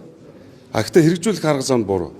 Эцсийн дүндээ ард иргэд амьдралын өртөг өндөр байгаад маш их бухимдалтай байгаа. Авилгад хулгай өндөр байгаад бухимдалтай байна. Тэгэхээр улсын хурлын дарга би уулын энэ хэвлэлийн урлаг хийхээс өмнө улсын хурлын дарга учралтай уулзаж ярих гэж бодож ирсэн. Даач одоо уулзах боломж нь бас гарсангүй. Улсын хурлын дарга одоо манлайлал үзүүлэх хэрэгтэй. Шулуухан хэлэхэд улсын хурлын дарга учрал улсын хурлын дарга юм уу? Улс төрийн намын дарга юм уу? Эсвэл Монгол улсын ерөнхийлөгч ухнаагийн хөрсгийн утсан үгэлтэй юм уу? Энийг одоо ялгаж, зааглаж, нотлох маш том сорилттой би тулгарч байна гэж харж байгаа. Оюун эрдэнэ гишүүнээс дээр үдэ хэлж ирсэн тийм ээ. Яагаад одоо ингэж ерөнхийлөгчтэй ингээд яач вэ гэж тийм ээ. Хоёр юм асуудал тавихад би зөвшөөрөөгүй учраас одоо ингээд намайг огцруулах боллоо. Тэр нь бол одоо нэг нь ерөнхийлөгчийн эрх мэдлийг өргөжүүлэх гэдэг юм уу? Дахин сонгогдох энэ гэдэг юм уу? Энэ асуудлаар санал солилцсон юм уу? Яасан тэрийг бол мэдэхгүй зүгээр нэг тийм утгатай үг бол ярилцлаганда хэлсэн. Ягаад гэвэл одоо энэ юугаар тогтоод нэг бол үндсэн хуулийн зэвсэд нэг 2 3 хүн бас гомдол гаргаад тэр хэний хүн гэдгийг одоо мэдэхгүй шүү дээ бид зүгээр 6 жил гэдгийг болоод 4 жилээр 2 удаа гэдэг 6 жил гэдэг нь одоо үндсэн хууль зөрчиж өгсөн ийм одоо өргөдөл гаргацсан байгаа юм байна л дээ. Тэгэхээр энэ үндсэн хууль зөрчсөн гэдэг асуудлыг үндсэн хуулийнхээс авч хэлцэх асуудал би бол одоо биш гэж боддог. Тэгэхээр энэ бүхнийг үндэслээд энэ оюун урд нь бол тийм өөрт нь тийм өөрөө илүү мэдээлэл байгаа байх л та зүгээр биднийг бодоход бид бол одоо хэвлэл би танаас асууч. Яагаад энэ 126 гишүүг хариуцлагатай байгаа ч хуралдаа суугаач хууль бус зүйл битгий хийгээч те өргөсөн тангалтаа үнэнч байгаа ч гээд одоо энийг ингээд шаардсныхаа төлөө үүнийг одоо хуульчлахын төлөө яагаад ингээд имзэг хандаад болгоомжтой хандаад сүулдэ бүр нийлээд одоо бид нар жагсаа шүү ард түмнийг босгоо шүү эсвэл одоо өөрөө чинь парламентаар оруулаад ингээд огцруулж өгдөг чинь энэ зүйл үүснэ мүү юм уу? Энэ тэр хувийн асуудал. А зүгээр яг би түрүү хэллээ. Яагаад ингэх болов? Шалтгаан байна тийм ээ. Энд засах шалтгаан байна. Одоо энэ хуулийг оруулж ирэхгүйгээр би одоо энд нэг гарц гаргалгаа байна гэж би хэллээ шүү дээ. Тэр 29-ийн 2-ыг 3-ыг хуулиар зохицуул. Эргүүлэн татах асуудлыг, төдөлжүүлэх асуудлыг зохицуул. Өнөөдөр чинь энэ бүхэн хэрэгжихгүй. Ерөөсөө их хурлын гишүүчдэр, засгийн газрын гишүүчдэр төрийн бүх өндөр албан тушаалтаар би яриг дахиад асуучих. Одоо сая хамгийн сүүлд Нарантуяа Наара гишүүний холбоотой 43 санал гомдол ирсэн. Тэгээд энэ хэрлэн гишүүнээр ахлуулсан ёс зүйн дэд хороо хуралдагд эрдэл бүрдсэнгүй шүү дээ. Энэ эрцийг хэн бүрдүүлэх юм? 126-д бүрдүүлнэ. Тэгэхээр энэ өөрсдийнхөө дотор байгаа хүмүүст хариуцлага тооцоолох харагдчихлаа шүү дээ. Та нэр үгжилэх үү? Энэ зүгээр би бол энийг хэлж байгаа юм. Нарантуяа гишүүний асуудал илүү Монгол улсын эрх ашиг тусгаар тогтнол энд илүү аюултай юу? Эсвэл одоо энэ хулгай хийгээд хариуцлага хүлээхгүй байгаа энэ өндөр босод энэ хүмүүс Монгол улсын нийгэм ард түмний охирлтой. Энэ ёс зүйн асуудал буруу. Гэхдээ нийгэм төвчрөх хор хохирол хамгийн түрүүнд авч хэлсмээр юмнууд бол тэр хулгай зэлгэл ойвор одоо боломж хулгайлах энэ бүхэн байгаа. Тэгэхээр өнөөдөр Монголын нийгмийн ёс суртахуун их ер нь их доор орсныг бол би зүгээр уучлаарай бивл иргэдээд оромжилж байгаа юм биш хааж байгаа юм биш. Их доор хүний гэр бүлийн асуудал энэ ямыг л их өргөж нээсэн тавихаас биш. Нийгмийн тусгаар тогтнол үндэсний аюулгүй байдал болсон энэ хүмүүсийн асуудлыг бол их авчилсахгүй учраас би харамсаж дотоо шүү би босд нь за ер нь энэ гишүүний Нарантуяа гишүүний асуудал бол зүгээр хүмүүс эвгүй харагдахгүй эвгүй харагдана мэдээж тэрийг бол одоо хинч зөв гэж хэлэхгүй гэхдээ нийгэм төвшөрлөхөр хахирал залуу үед нөлөөлөл одоо төрийн үлгэн дараад хулгай хийдэг юм байна авдаг юм байна боломж хулгайлдаг юм байна тэгж болдог юм байна гэдэг энэ нийгэм суулгаж байгаа энэ юмны дэргэд бол энэ зүгээр юм л байхгүй. Энэ эргүүлэхгүй байгаа, бүрдүүлэхгүй байгаа бол энэ тийм үүднээс л би гişүүд хандж байгаа бол бодож байгаа болохоос тэр яагаад ирэхгүй байгааг би тайлбарлах юм юу байхгүй.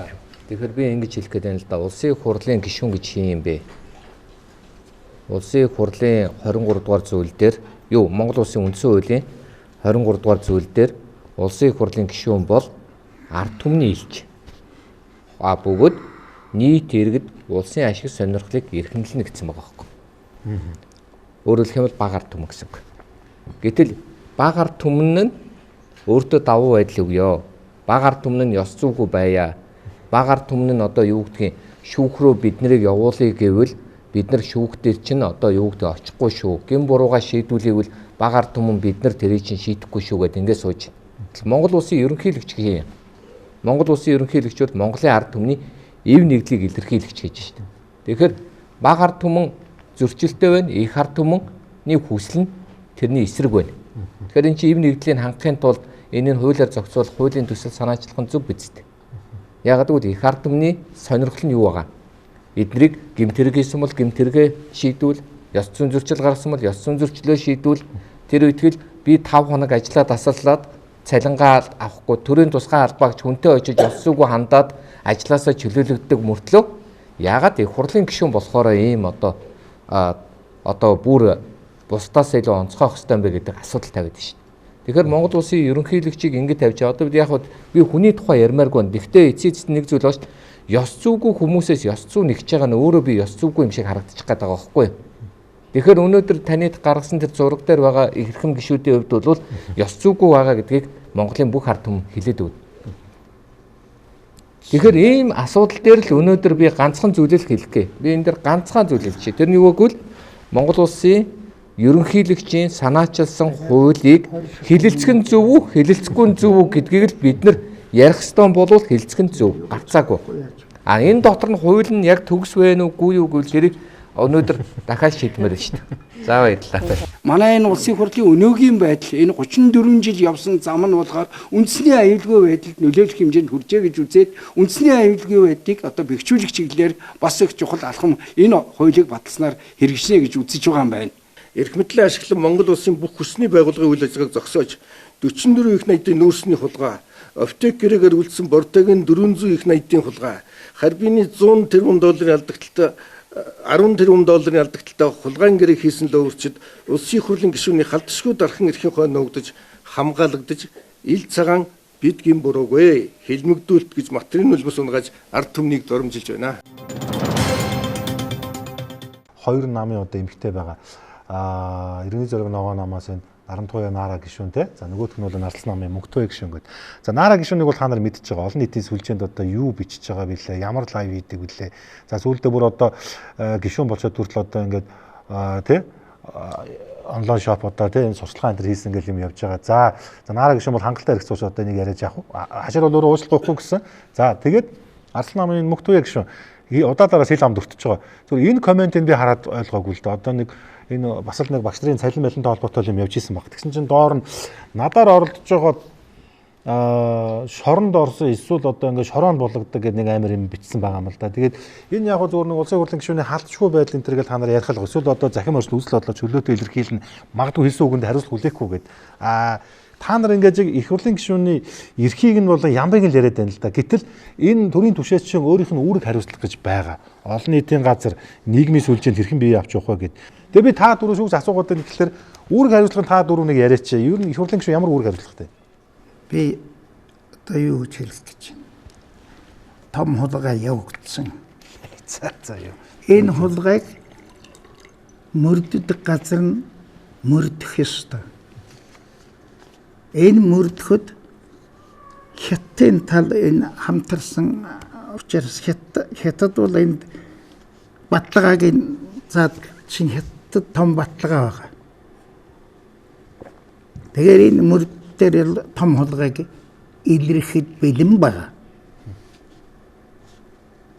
Том хулгай илэрэнгүүт одоо ард түмний мандатаас салгах ёстой. Мэдээж хэрэг. Ард түмний мандатаас салгаж яваад одоо нөгөө чинь жинхэнэ одоо юу чинь илрүүлээд хэрэг нь одоо ингээд баригдчих штэ тэр цаадаас баталгаа. Тэгэхээр одоо жинхэнэ одоо шууд нөгөө гişүч мандатаас салгах штэ. Хулгайг илрүүлэхийн төлөө бол одоо ингээд ажиллах ёстой газар нь ажиллах ёстой. Энэ түүнээс энэ жижиг юмнуудтай битгий орооцолд.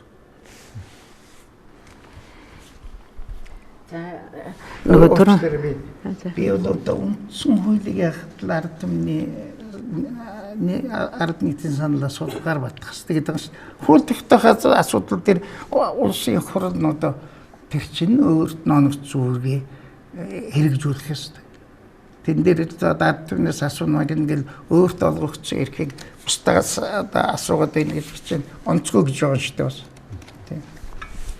За энэ нараа хэн блээд тэр нөгөө багшээсэн гишүүн хоёр чинь Мөнгөтуя тэр хоёрын асуудал дээр болохоор нь шүү дээ. Яг нөгөө энэ шийтгэл ч юм уу те эсвэл ингээ хариуцлага тооцох энэ асуудлууд чинь бүгдэнд нь яг адилхан үйлчлээд байвлээ шүү дээ тий. Энэ хоёрыг шийдэх бол окей байгаа байхгүй. Одоо жишээлх юм бол 129 миллион доллар гэж яриад байна даа нэг бодмиттэй гэл ингээд баахан сенсацуулаад байна. А тэр үнэхээр яг ингээд хурдтайхан шиг ингээд шийдвэрлэгдээд ингээд яваад байх юм бол нараа дээр ч хариуцлага тооцох хэрэгтэй, Мөнгөтуя дээр ч хариуцлага тооцох хэрэгтэй. Энэ тохиолдолд айл нь гомдох юм байхгүй. А тэгвэл нөгөөдөл нь одоо тэр шиг зөндөл олон хэрэг ингээл яригдаал ингээл замхраал алга болоод идэг штэ тий. Тэгтэл тэднэр нь замхраад яваад байхад Мөнгөтуя дээр эсвэл нараа нэг хараал хэлцсэний төлөө огцруулах гэр эн чинь өөрөө шудраг босолчод байгаа байхгүй. Тэр хоёрын зөвшөөрөхгүй байхын ч аргагүй ламзуугаан ийм жижигхэн юмар хөөцөлд гэдг нь ч аргагүй болчиход байгаа байхгүй. Хэрвээ тэр томон чадлан хариуцлага хүлээдэг жижиг дээр ч тэр ёссон хариуцлага ярьдаг байх юм бол энэ окей байгаа байхгүй. А жишээлбэл би нөгөө нэг айхтар нөгөө шүүрэн шанаг шиг гэдээсэн солонгосыг л ингэж хийдэд байна. зүгээр л баримт нь өөрөө алга болчих гээд байх юм бол тэр прокурорын шийдвэр мэдвэр шууд юуг ингээд хэрэг үүсгээд баримтлаад юм. Тэгвэл манайхан бол нөгөө улсын хурлын гишүүний халдшгүй байдал мэдл энэ төр гээд парламентаар оруулах гэдэг тэгсээрээд л бүх юм ингээд нуугдаад алга болчих гээд байна тий. Эсвэл ингээд нөгөө ерөнхийлөгчийн тухайн асуудлыг за ингээд хардаж штэ бид нар ч ингээд их мэдл авчих гээд байгаа юм уу дахиад 4 жилээр сонгох гээд байгаа юм. Тэгвэл юу солонгосын хуулийн дээр ингэж штэ. Ерөнхийлөгчийн эрх мэдлийг хэрвээ нэмэгдүүлж байгаа бол одоогийн байгаа ерөнхийлөгчд ерөөсөө хамаагүй шүү. Тэгэл тэр хууль нь шүү дээ. 1948 онд батлагдсан хууль байгаа байхгүй. Өөрөөр хэлэх юм бол энд яаж яах вэ гэхээр бүр ихэндээ тэр хуулийнхаа системийг ингээд зохистой хийсэн. Зохистой хийсэн учраас тэр нь алагчлалгүй үйлчлээд байгаа байхгүй. Ерөнхийлөгчж, парламентын жирийн гишүүд, цөөнхийн бүлгийн гишүүд. Тэгэхээр эцсийн эцэстээ бол бид нар одоо юутай болсон хүмүүс вэ гэхээр баах юм нөхөстэй дээлтэй юм шиг тий бүр ямар ч зохимжгүй ерөөсөө ингээд өөрсдийнх нь тэр дулаан молаанаар нь хангаж чаддагчгүй нэг хэдэн навсаасан тийм дээлтэй болсон тийм л унсууд уурлал бохиндаа бээжтэй харлаа чийчдэг гэсэнгүй гэл ингээд гомдоод суугаад байгаа хүмүүс байхгүй. Эргүүлэн татах хуулийн төсөл хилцэл байх л да. Ер нь энэ хуулийн төсөл байх нь зөв үү та юу гэж бодож байна? Зарим тал нөгөө талаараа бол парламентын ардчлалт бол одоо сүргээр нөлөөлнө гэсэн ийм байр суурьтай бас хүмүүс байгаа л энэ л дээ та өөр маш сайн ярилцах хэрэгтэй. Ер нь бол эн чинь бас дээр илүүдэрж ерөнхийлөгч байх нэг ич найл үлдүүлээ. Бас нэг ороод төрийн байгуулалтын байнгын орон дээр унжсэн. Ер нь бол ямар болгоомжтой байсан бэ гэхээр мөнгөтэй хүмүүс ямар нэгэн байдлаар ёс зүй гэдэг юмыг өдөөрж турхираад эргээд нөгөө ёс зүйн тал дээр нь чагсаал хийх тийм ээ. Тэгээд одоо нөгөө өөрийнхөө урдах гишүүнийг татаад араас нь орох юм өрсөлдөөн лөө одоо манлайлан орно шүү гэдэг. Сайн байна. Энэ сайн хэлцэх хэрэгтэй. Миний хувьд бол дэмжихгүй л байгаа. Уг нь байгаа байхгүй би байнга хэлээд байгаа шүү дээ. Ёс зүйн дүрм гэж байгаа. Улсын их хурлын гишүүний ёс зүйн дүрм, улсын их хурлд баталсан. Энэ дүрмэнд тодорхой заасан байгаа. Ямар юмыг улсын их хурлын ёс зүй дүрм гэж хэлэх вэ гэдгийг хуульчилсан байгаа байхгүй юу? Мөн төрийн албан хаагчийн ёс зүйн дүрм гэдэг байгаа. Энэ дээр хуульчилсан байгаа. Энэний дагуу тэр хилцдэг тэр хороо нөтг юм юу нөтг авч хилцээл эднэрт хариуцлага тооцох тэр эргүүлэн татах уу эсвэл энэ асуудлыг шийдээд явахын боломжтой юм. Түрүүн би хэлсэн ламж багш хэлдэг зөв энэ жижиг юм. Энэ бол заримдаа бүр олон нийтийн анхаарлыг том юмнаас зайлуулахын тулд одоо ийм юм руу явдаг тийм мод бол одоо Монгол улсад бий болчих л дээ. Гэр бүлийн хэрүүл одоо нэг ийм юм энтрийг л их өндөр өсгөж тавьдаг. Нөгөө холгойд энэ бас одоо хэрэл шал өөр юм руу одоо энэ нийгмийн сүлжээгээр нийгмийн анхаарлыг хандуулдаг. Ийм нэг зохимжгүй гэх юм одоо хуульчаа. Гэхдээ энэ нөгөө зөвхөн олон нийт яриаг нь дуусчлаарай. Зөвхөн нөгөө олон нийтийн сүлжээнд одоо янз бүрийн бизнесээс гадна энэ гишүүч нь чуулгандаа суухгүй байна л та. Суухгүй. Гэхдээ бас хууль байгаа шүү дээ. Чуулгандаа суух үүрэгтэй. Хүндхэн үсэх шалтгаангүйгээр босод тохиолдолд байнгын орооны хуралд улсын их хурлын чуулган бүгдд нь суух ёстой гэдэг 8-1 дээр улсын их хурлын хуулийн 8-1-ийн 20 дээр бүр баталгаажуулаад заагдсан байгаа юм. Энийг хэрэгжүүлэхгүй байхад үндсэн хуулийн тандах эрх нь ерөнхийлөгчч байна, ерөнхий сайдч байна, их хурлын гишүүдийн бусад байдаг. Энийг ерөөс нэг ч хэрэгжүүлээгүй. Энэ үндсэн хууль батлагдаад одоо 20-30 жил болж байхад нэгч ингэж төрийн өндрал шалтныг одоо энэ үндсэн ус ахиулах чиг үүрэггүй үндсэн хуулийн байгууллагуудын тэргүүн ерөнхийлөгч, ерөнхий сайд, дээд шүүх ерөнхий шүүх прокурор энэ хандж хийсэн тохиолдол байхгүй. Энэ байдал бол энэ системээр ажиллахгүй байгаа. Хуулинд бай ажилтдаг. Энийг л ажилтдаг болох хуулийн механизмыг бий болгох хэрэгтэй л байхгүй. Өмнөх хуулиа хүчингүй болгоод одоо энэ хуулийг баталж болохгүй юм уу? Гэхдээ одоо би сая гарах гарч юу вэ гэж хэлсэн шүү дээ. Түрүүн тэр 29-ийн 2-ыг тодтогч хуулиулах хэрэгтэй. Ямар юм халдчихгүй байх хэрэгтэй. Ямар юм халдчихгүй тэр хууль, шүүх, прокурорнтээс хамгаалагдсан байх гэдгийг халдчихгүй гэж ойлгох юм уу? Эсвэл өөр хэлэх юм уу? Тэр эргүүлэн татах хөдөлгөөлөх энэ гэдэг ямар юм байх гэдгийг хуульчлаад өгч хэрэгтэй.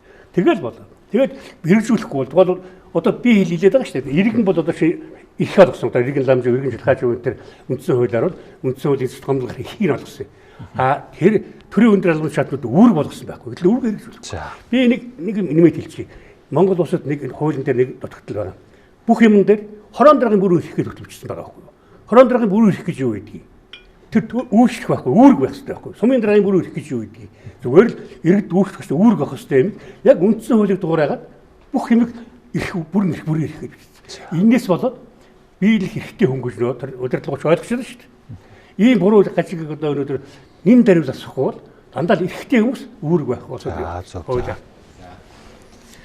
За тэгэхээр би мэдээж их хурлын гишүүн биш. Бас л иргэн учраас иргэдээ адилаа бухимддаг тийм ээ. Яагаад гэх юм бол энэ хууль хэрэгжихгүй нэ гэдэг ярьдаг. Баахан хулгай яриад байдаг, баахан гэмтэрэг яриад байдаг. Яагаад одоо шийдэгдэхгүй нэ гэдэг. Тэгэхээр шийдэгдэхгүй байвал хоёр шалтгаан байгаа. Нэг нь хуулийн байгууллагын ажиллаа хийхгүй, эсвэл хууль нь угаасаа байхгүй. За тэгэхээр хуулийн байгууллагынхаас би асууж алтан бусаар. Яг л би асуух эрх бүхий субъект биш шүү дээ. Найз нөхдийн маяг. Тэгэнгүүт над юу гэж хэлж байгааг бол за болормаа, сайн зойрог, одоо амар баясгалан, за босоо гэдэг Ганбаатар, Тэмүүжин. Энэ тавын эргийг бол бид нар шийдээд дууссан. Яллах дүгнэлтийн үйлдэл бэлэн одоо их хурлаас асууя гэдэг. Тэгээ их хурлаас юу асуух вэ гэхээр шүүхэд өхөн зөв үү буруу юу гэж асуух юм байна. Тэгээ буруу гэвэл шүүхээр дэнслүүлж чадахгүй юм байна. Яах вэ гэдэг. Тэгээд энэ хууль нь өөрөө байхгүй гэсэн үг шүү дээ энэ чинь. Тэгэхээр тэр хууль нь байхгүй учраас хин нэгэн санаачлах хэвээр. Тэгээд санаачлах субъект нь их ерөнхийлөгч байгаа санаачлагаар энэ нь болохгүй байна, тэр нь болохгүй байна, ингээд энэ тэгээд энэ гэсэн асуудлууд яриад байгаа нь утгагүй. Яг тэгвэл улсын хурлын гишүүний одоо үүрэг гэж та асуусан. Ганцхан л үүрэг байгаа шүү дээ. Тангараа би одоо сахих. Тангарган дээр нь ганцхан л үг байгаа шүү дээ. Хуулийг чандлан сахина. Хуулийн хариуцлага үүрнэ гэж. Хуулийн хариуцлага үүрнэ гэж тангаралчаад хуулийн хариуцлага үүрүүлээ гэдэг хууль орохоор би үүрэхгүй. Би үүрч болохгүй. Үүрхээрээ би ингээд асуудал үүснэ гэдэг. Ийм одоо утгагүй юм ярихаар эн чи одоо яг нэг үгэлэхэд тангаргийнхаа эсрэг л яваад байгаа байхгүй. Тэгээ би түрүү хэлсэн шүү дээ. Тэр 2023 оны 5 сарын 4-ний өдрийн төрийн албан хаагчийн ёс зүйн тухай хууль гэж хэлээд тэр дотроо төрийн өндөр албан тушаалтныг эргүүлэн татна. Огцруулна гэдэг. Бүх заалт нь байж байгаа байхгүй. Тэгээд энэ хуулийг одоо хэрэгжүүлэе гэд тодорхой бус байгааг тодруулаад хууль санаачлагаар тэрийгээ ингээд нөгөө бөөсний одоо түүх шиг тал талаас нь тойроод энийг болохгүй байна, бүтэхгүй байна, ингээд яваад иж болохгүй болчиход байгаа байхгүй. Тэгэхээр өнөөдөр Монгол улсын иргэн бүр тэр нь ерөнхийлөгч байна уу, ерөнхий сайд байна уу бүгд хуулийн өмнө тэгш байх хэрэгтэй. Өмнө 1992 онд маш сайн одоо ламжуугаан оруулж ирсэн хуулийн санкцаар маш сайн, маш энгийн хууль байсан. Тэрний өгөөд үндсөөл зөрчсөн бол үндсэн хуулийн цэцэнд тамгын газар нь энэ хүн цэцээ үндсөөл зөрчсөн байна, эргүүлэн татгал болоо. Нөгөө гэмт хэрэг үлдчих юм бол юу н очиод одоо нөгөө шүүхийн тамгын газрын өмнө шүүхийн шийдвэрийг уншаал тэгээд тэр хүний бүрийг автоматар чөлөөлөх ёстой байсан. Энэ хоёр заалтын одоо хуулийн хулгайч аваад одоо би энэ дээр мөнгөтэй хүнийг л хардж байгаа. Тэр хүн аваад байхгүй болгоцсноос хойш ганцхан заалт үлдсэн. Тэр нь түтгэлзүүлээ гэдэг заалт байсан. Уулын түтгэлзүүлээ гэдэг чи юу вэ? Очоод таны гэрт нэгжлийг хилээ болоо буцаад ирэхээ сэргээгээл явж явах хэрэгтэй байхгүй. Гин буруу шүүх тогтооно. Тэгэнгүүт манайх түтгэлзүүлэхэд одоо бүр татагддаг юм шиг ойлгоцсон. Ингээд түтгэлзүүлнэ гэвэл нэг нь ирэхгүй болцсон юм шиг, нэг нь бол ирэхийг хааж байгаа юм шиг. Ингээд бүр ингээд дефакто байдлаар ойлгоо явж яснаа сая түтгэлзүүлгэнж байхгүй болсон, татханч байхгүй болсон. Зөвхөн шүүхэд би 41-ийн 7 гэж залт хэлээд шүү дээ. Тэр нь шүүхэд өгөхдөө их хурлаас асуу гэж байгаа. Одоо машинаар хүн согтуугаар тэг хүн жолоодод дайраад алчих юм бол эсвэл одоо ихнэрээ зодчих юм бол эсвэл янз бүрийн ийм одоо зүрх эрүүгийн болон иргэний зөрчлүүд гаргах юм бол тэгээ тэр болгон их хурлаас асуух болчиход байгаа байхгүй. Тэгэхээр ерөнхийлөгчийн энэ хуулийг төгс гэж хэлэхгүй гэхдээ ийм хууль орж ирсэн зөв л гэж хэлж байгаа. Түүхэд жишээлбэл 2 сарын турш парламентын хуралдаанд хүндэтгэн үзэх шалтгаангүйгээр одоо оролцоогүй байх юм бол эгүүлэн татчихулна гэдэг ийм залт багч. Хууль нь байдаг юм байна тий. За гэтэл одоо тэрийг энэ гишүүд чинь биелүүлэхгүй байна. За тэгээд уул нь биднес нэг 76 126 болоод чанарын хувьд том өөрчлөлт гарна, олон талын ургалж байр суурь тал гэж бодож ирсэн. Гэтэл маань ингээл бас өөрчлөлт их удаан л байгаад байна. За тэгвэл ерөнхийлөгчийн хууль ингээд одоо санал одоо болгож байгаа нь би саяны баасан хуулчдад санал нэг байна. Энэ бол дэвшилш бас дэвшил. За тэгвэл нөгөө талдаа одоо байгаа тул энэ хууль дүрмийг шаналан өрдүүлэхийн тулд энэ 126-ата ямар хэлээр ярих хэвтэй? Хүний хэлээр ярих юм уу, өөр хэлээр ярих хэвтэй юм уу? Хүмүүс энэ гişүүд чинь нөгөө худлаа яригдгаас олон худалч байна гэж ярьцгаагаад байгаа шүү дээ. Олон худалч байгаад биш асуудлын гол. Энэ гişүүдэд итгэх зүйл маш бага болсон байна. Тэгэхээр энэ итгэх зүйл бага болсон нь бол энэ бага ард түмнээс энэ одоо улсын их хурл дээр одоо оргилж байна шүү дээ. Энэ бол хэвийн үзэгдэл. Тэгэхээр эднийг бол ард түмнээс олгосон мандатыг шоронд хийх ёсгүй. Тэгэхээр төрөүний хэлдэг нөгөө хулгайг хятадын тал тэртээ дэргүй илрүүлсэн байгаа. Манай тал энэ асуудлаа шийдээд эхлээд илрүүлчих. Тэгээд бүх асуудал зэгцэр нэ. Маш их яриулда баярлалаа. Нэг юм асуучих. Та яриан дундаа яг шууд хэлээгүй ч гэсэн би таны санааг жоох унших гэдэг л да. Та парламентын 2 танхимыг хэлээд байна уу? Нөгөө талдаа? Үгүй тийм яриа. Би нэг хян гэж хэлэх гээд нүггүй юу? Үгүй тийм бэ огт яриаггүй. Яриаггүй юу та? Яриаггүй. За та аюул болж байна. Ямар хэлээр ярих вэ? Хуулийн хэлээр ярих юм уу? Хүний хэлээр ярих юм уу? За би хувьдаа ер нь ямар ч хэллээр яриад одоохондоо бараг л үрдүн хөрөхгүй байхал гэж бодож байна. Яагаад тэгэхээр шүү дээ, тий. За яг ерөнхийлөгчийн энэ хууль санаачилж байгаа бол дэвшил шүү. Үнэхээр дэвшил байгаа, бас нэг ёс зүйтэй байх гад байна, хариуцлага тооцох гад байна, тий. Энэ утгаараа бол дэвшил ялтчгүй мөн. Гэхдээ нөгөө нэг ард түмний саналаар гараад ирсэн парламентын гишүүн маань намын саналаар унаад явчих гэхээр наад дээр чинь их асуудал үүснэ л гэж хэлэх гээд байна. Тэгэхээр тэр хуулийн зохицуулалт чинь яг үнэхээр шудраг хэсэг тогтоохоор тийм болж гарч ирэх үгүй юу гэдэг бол нэг асуудал байхгүй. Тэгэхээр одоо нөгөө юуны улс төр судлаачийн хувьд л хэлэх гээд байна л да. Манай улс төр судлал дээр хамгийн чухал нэг сэдэв болол нь нөгөө улс төрийн системийн асуудал байгаа гэдэг юм л да. Улс төрийн систем гэдэг бол яадаг вэ гэхээр удирддаг, гүйцэтгэх гэдэг, шийддэг, хамгаалдаг тий одоо бүх юм өөрөө ингээд бүхэл бүтэн систем бүр үүргэн бүр хамгийн нэгждэр очиод хэрэгжүүлэх нь хүртэл тэр системийн нэг бүтцэн болдог байхгүй юу?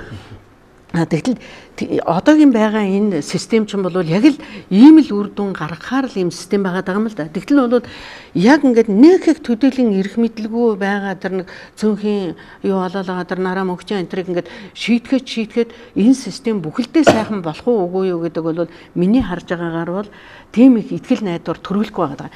Тэгэхээр ерөнхийлөгчд бол би хувьдаа юу гэж зөвлөмөр байна вэ гэхээр арай жоох юм өргөн хараач тий. Энийг оруулж ирж байгаа зөв. Энийг гэхдээ үнэхээр нийгмийн гацаанаас гаргачихаар илүү нэг чухал ганц хоёр залтыг оруулаад ирэх арга байна уу? Тэхийн бол одоо үнэхээр сайхан болж болох юм биш үү? Одоо тэрийг тэгтээ одоо олон талын мэрэгжилтнүүд, хуульчид одоо юу гэдэг улс төр судлаачид, систем судлаачид бүгдэнтэй ярилцж байгаа л нэг сайхан зүйл заалд оруулаад ирэх юм бол түүхэнд нэрээ үлдээж ерөнхийлөгч болооч үлдээж болох юм даа л гэж бодож байгаа. Ерөнхийлөгчийн хууль дээр ярьж болох зүйлүүд би авах зүйлүүд яагаад ерөнхийлөгч ер нь ийм хуулийн төсөл өргөн барих болсон шалтгаан чинь бас байна штэ. Ард түмэн их хурлын гишүүд хуралдаа суудаггүй үстэй. Эрчэндээ бүртгүүлдэг үстэй. Орж ирчээ саналаа өгдөг хаяа явдаг үстэй. Эний чинь одоо нийгэм тэр чигээр шүүмжлээд байна штэ. Тийм учраас нэг талаас өргөн барих гишүүд өөрсдөө хариуцлагатай байсан бол гишүүд өөрсдөө одоо ёс зүйн асуудал гаргадаг байсан бол бас ийм хууль орж ирэхгүй штэ. Тэгээд хариуцлагагүй учраас ийм одоо хуулийн төсөл орж ирэх шалтгаан болоод байна гэж би хувьдаа үзэж байгаа. Тийм учраас нэг талаас ерөнхийлөгчийн хуулиас авч үзэх юмнууд дэмжих юмнууд байна. Нөгөө талаас бас эргэж харах зүйл залтууд байгаа гэдгийг бас хэлнэ. Одоо намын даргын жагсаалтаар одоо орж ирсэн гишүүдээ эргэж харна гэж байж болох уу юу гэдэг асуудал байна. Ёс зүйн асуудлыг хуульчлуул бас байж болох уу юу гэдэг. Энийг одоо бас ганцаараа би бас одоо шууд дүгнэлт хэлэхэд эрт байна. Агуулга зорилго нь зөв. Энэ одоо хөөш өгөөмн хүмүүр эрх тэгш баяа гэсэн энэ зарчим хэрэгжүүлэх үндсэн хуулийн зарчим хэрэгжүүлэхэд энэ төлөөлөл хийсэн ажил энэ бол. Гэхдээ энэ дотор нь байгаа энэ юмнууд бол тэгэхээр асуудлыг шийдэх тийм механизм бүрэн биш байгаад. Би тэрийг дөрөв хэлсэн. За энэ нэг би юмд их харамсаж явдаг. Захиргааны хуулийн дээр бол энэ захиргааны шийдвэрийг эсвэлдлийг захиргааны шүүх хямдаг. Тийм ээ? А гэтэл үндсэн хуулийн байгууллагууд эсвэлдлийг үндсэн хуулийн цэц хямдаггүй. Энэ байдал бол энэ хариуцлагын зууд нүүрлэхийн гол шалтгаан болсон. Үндсэн хуулинд дээд хяналттай байгууллага мөртлөө одоо улсын их хурл үндсэн хуулиар олгосон үүргийг хэрэгжүүлэхгүй байна шүү дээ. Аль 2005 онд гарсан шүтлийн хуулийн 5 дугаар зүйлийн залд өнөөдрийг болтол хэрэгжээгүй. Гэтэл тэрийг хэн ханах ёстой? Засгийн газар улсын их хурлын өмнө хуулийн хэрэгжилтийг хариуцна гэд үндсэн хуулийн залт бий. Гэтэл улсын их хурлын тэрийг хэрэгжүүлэхгүй. Тэгэхээр энэ эсвэллүүд үндсүүлийн байгууллагуудын эсвэлэл ярьж шүү. За тэгээ захиргааны хуулиар шийдэж байна.